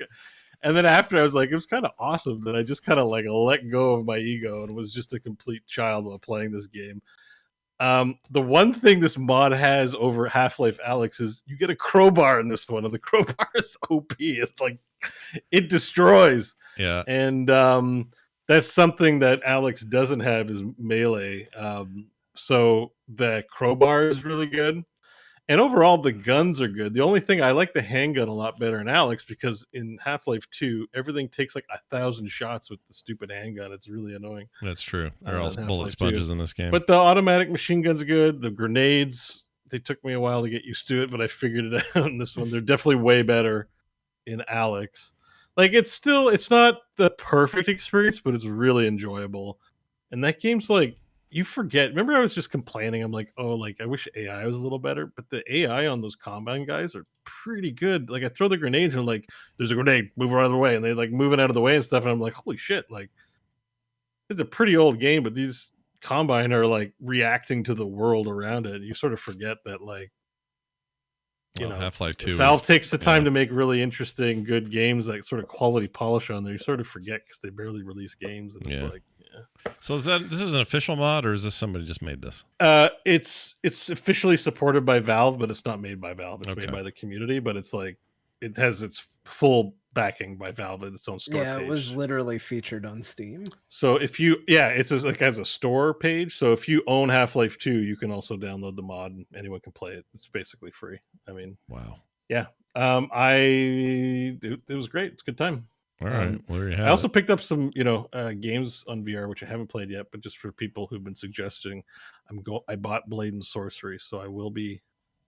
Oh, I want to know about that. Yeah, I was curious about that. You remember that game Dead Effect? Mm-hmm. I do. There's a VR. Dead Effect 2 has a VR version, and apparently, like, the comments were all like the most slept on VR game. Like, even though it's a janky, like, it's kind of a ripoff, like Dead Effect. It's Dead Space and Mass Effect mixed into some terrible shooter. But apparently everyone's like, the VR version's actually kind of awesome. Mind you, it's an older release, but it was on sale for like $5, I think, this week. So I'm like, I picked it up. Nice. I'm going to try those. We'll talk about it next week. But it's 99 cents here. Holy crap. Yeah, so I'm like, let me grab that. It's reviewed kind of well, so I'm like, all right. You know what? I'll grab that too, because that's dumb not to buy that. I have a headset. I'll buy that. Yeah, just pop it in, see if it could be trash. Like I said, it might be really good for the year it was released. Things change quickly, as VR goes. It's not as evergreen. Still, the fact that it's not it's only $1. I got nothing to lose here. I'm gonna get it. Yeah, exactly. And like a lot of reviews were like, this game is like it's like it looks like, I said, you look at it, you're like, oh, this is a janky mobile, rip-offish game. Mm-hmm. But in VR, it's like gold. Like there's so few titles in VR, and like they actually did a really good job here, apparently. Yeah. On the VR version. The last thing I played this week was Divinity Original Sin 2. Okay. I had abandoned my honor mode solo lone wolf, and because I got my sweet 163 refresh on my monitor, I'm booting up games again to see how they go, and I just kind of fell down the Divinity hole. It's a good hole to be in. It is a good hole. Yeah, it's a fine hole. I saw you online playing one night, and I was like, oh, look at Bo. He's in freaking Divinity again. Yeah, I kind of bailed mid-Act 2, so I've cleared Act 2, and I'm in the middle of Act 3. I had an almost death. It's somewhat cheating, but I'm going to allow it. In Act 2, there's a crypt that you touch that petrifies you. Yeah. You don't get a death or game over screen, because when you're playing with 4 players, maybe someone gets petrified and you can release them, but it's a permanent petrification. So as a single character save, I knew it too, and I touched it. I did like when Bart puts his fingers in the electrical sockets and keeps doing it. Like I knew it was going to do it. For some reason, I clicked it and petrified myself anyways. So it's a soft lock. It's not a full game over screen. Mm-hmm. And I had the smartness in the moment to think, oh shit, the game probably didn't save. I can Alt F4 and reload and I'll probably be okay. And I was. So it was? Like, oh, wow. Yeah. I was like, I Alt F4, didn't save the game. I got back into my honor mode run. I was like, that was a close one. Yeah. It's kind of stressful. I don't know why I'm doing this. It seems stupid, but I'm in Act 3 and I've come this far. And that game on its soundtrack alone, you're like, I don't really want to play this. And you get in and you start listening to the soundtrack and you're like, I'll stay. Yeah. So I've just been, game. There's not much to say about the game. It's been out for a while. Everyone who's going to play it has played it, but it's just so good. It's like my third playthrough. It's like a warm bath. You're always welcome back into that game. It's so good. So I'm waiting for Baldur's Gate 3. Like I so want to play Baldur's Gate 3. It's just gonna be a while. So this gives me kind of a Larian taste. Yeah. And then I also just a PSA for everyone, Wasteland. I mean, it's on sale all the time, but Wasteland 3 is on sale again. Wasteland 3 kind is of great. Splurged on that too, so I'm like, I need to play more CRPG. You'll like that game. It's good. Yeah, and I hear good things, so I pulled the trigger on it because it's on mega sale. Yeah, it's very good. That one's still on Game Pass somehow. Those are my games this week. Awesome. Quick reminder of a thing that you probably already noticed on your feeds, everybody listening, but I put up a bonus episode all about gaming chairs. I talked to Nicholas De Leon, who works over at consumerreports.org. Yes, that's right. The 96-year-old Consumer Reports. They do a lot of stuff, obviously reviewing different things for different stuff. They're a nonprofit, all that sort of thing. But specifically, they decided to say, everybody's trying to push a gamer chair on people. So which ones are good? Are all of them good? Are some only good? What's the price range for the best ones? Can you get a lower end budget one, but have it be good enough? That sort of thing.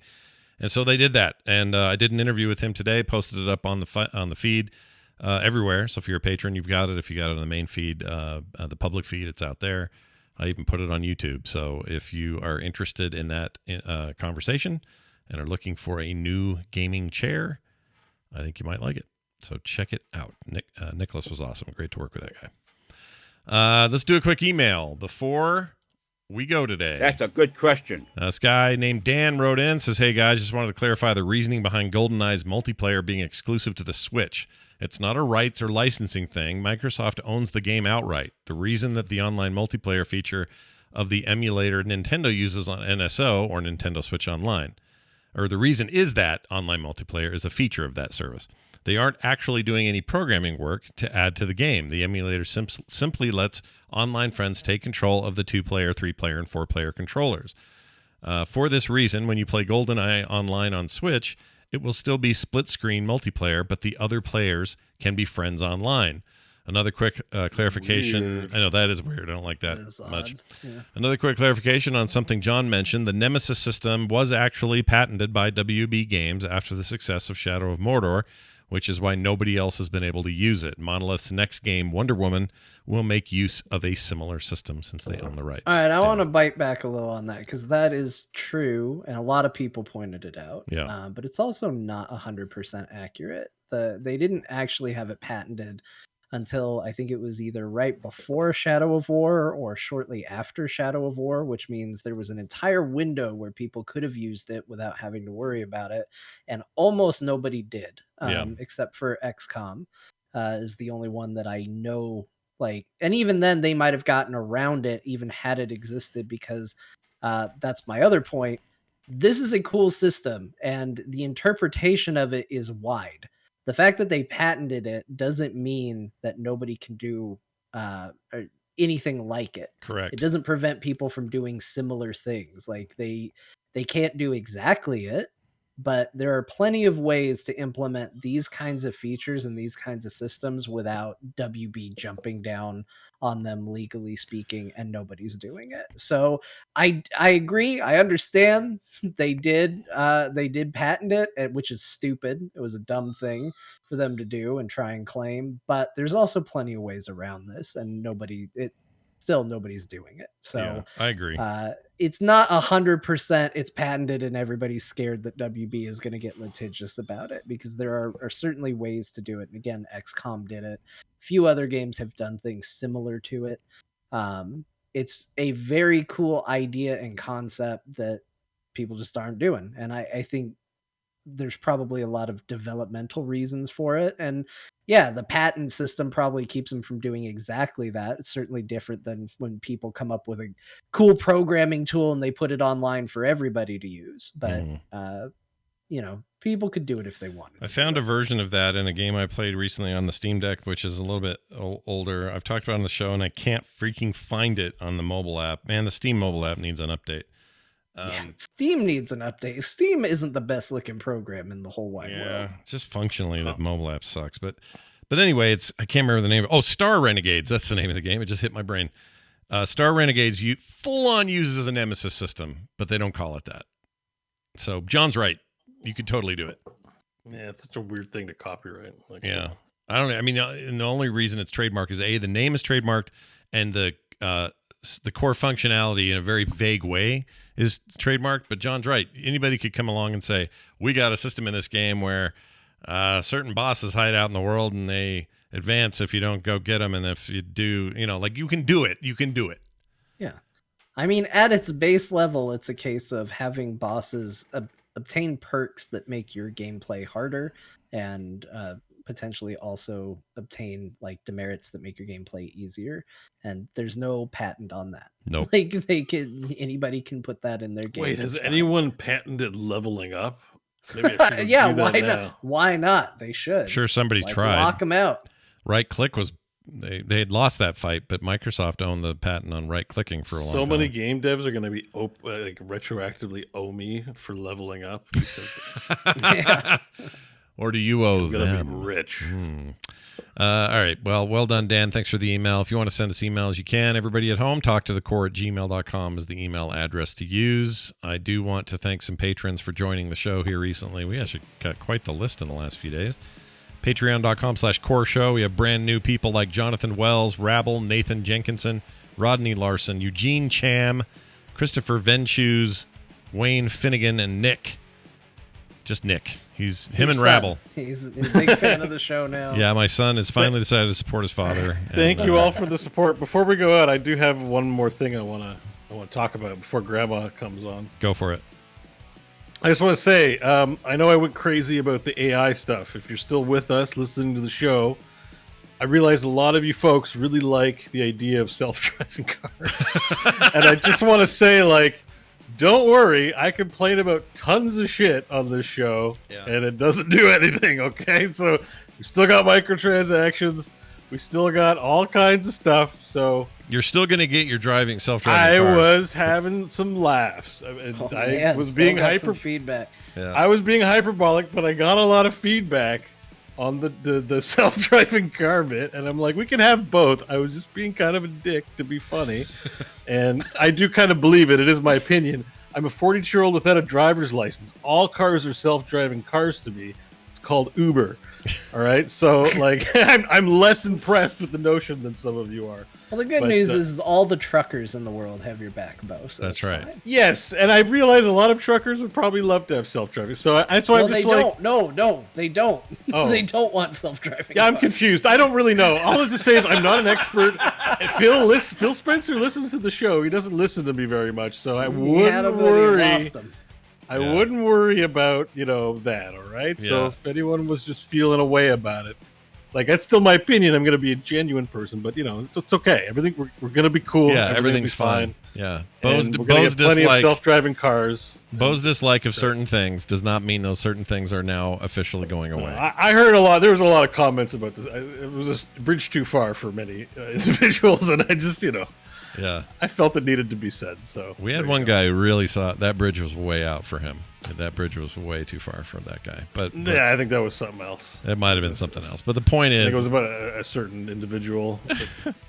Well, I'm glad. See, look, his now name rhymes with Jordan Leaderson. Jordan Yeaterson. Yeah. Yeah. Take that, you sons of bitches, or whatever he says. Is this full Skeletor now? I mean, it's not far. Where are you? Let's not bring that up. I didn't want to talk about that. I want to talk about the AI stuff, just because everyone was like, "Yo, dude, like that was kind of messed up that you said that." That was kind of a messed up thing to say, like banging on self-driving cars. So I still want to be friends, everyone. Okay. Well, Bo can be your best friend. Just snuggle up and it'll all be fine. So if you want cool side content that sometimes goes in weird places, like conversations with Bo or John about weird things, be a patron. Patreon.com/core show to put a bow on that. No pun intended. All right, frogpants.com/core. That's a great name for a segment for Bo. Yeah, put a bow on it. That's pretty good. Put a bow on it. Why aren't we doing that? I love it. I don't know what he's going to do for it, but segment. We got it right now. Oh, I thought we were going to make a single out of it. Like, let's make a music single. Oh, my gosh. I mean, you can. That's great. I'm going to go. I'm making an intro. I'm doing it. All right. Frogpants.com/core is our website. Talk to the core at gmail.com. CorePod, John_Jagger, Bo Schwartz, and Scott Johnson on Twitter. Find us all there. And if you're looking to watch us live, we are here usually on Thursdays at 5 p.m. Mountain at twitch.tv/frogpants. I think we should ask the old lady in the room what we played today. So let's do a recap. Old lady, take it away. Thank you so much. It's been a fun 3.5 hours. I'm nearly dead. And if you want to know what they talked about today on the show, they talked about the Cyberpunk 2077. Hellsinger. It's got a longer title, but Scott didn't write it, and I can't remember what it is. The Dark Side Detective, which is an adventure game with a pixelated art style, and Scott played Electrician Simulator because he's been without a real job for so long. Now all he does is pretend he has a bunch of actual ones. Meanwhile, John's playing through Final Fantasy IX again. Thanks for that. And he played through all of Return to Monkey Island, a fantastic adventure game. Bo played a soccer MOBA called Omega Strikers, and he played Half-Life 2, but in virtual reality. And then he also played Divinity Original Sin 2 with a bunch of extra details on there. That's right. You've summed it up well. I hope you're well and that your hospice care is going well and that you're fine there, old lady John. You put her right in hospice, man. Yeah, and then your grandchildren are visiting you. Yeah, the end is nigh. That's going to do it for us. Thank you all for listening. We'll be back next week with another fascinating episode of Core. Go play a game, and we'll see you then. Bye now.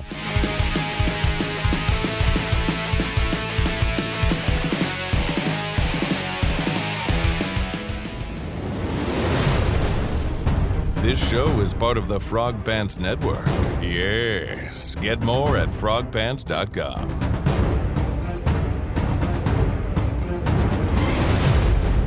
Told you she'd sing again. Yeah, man. Hello, China.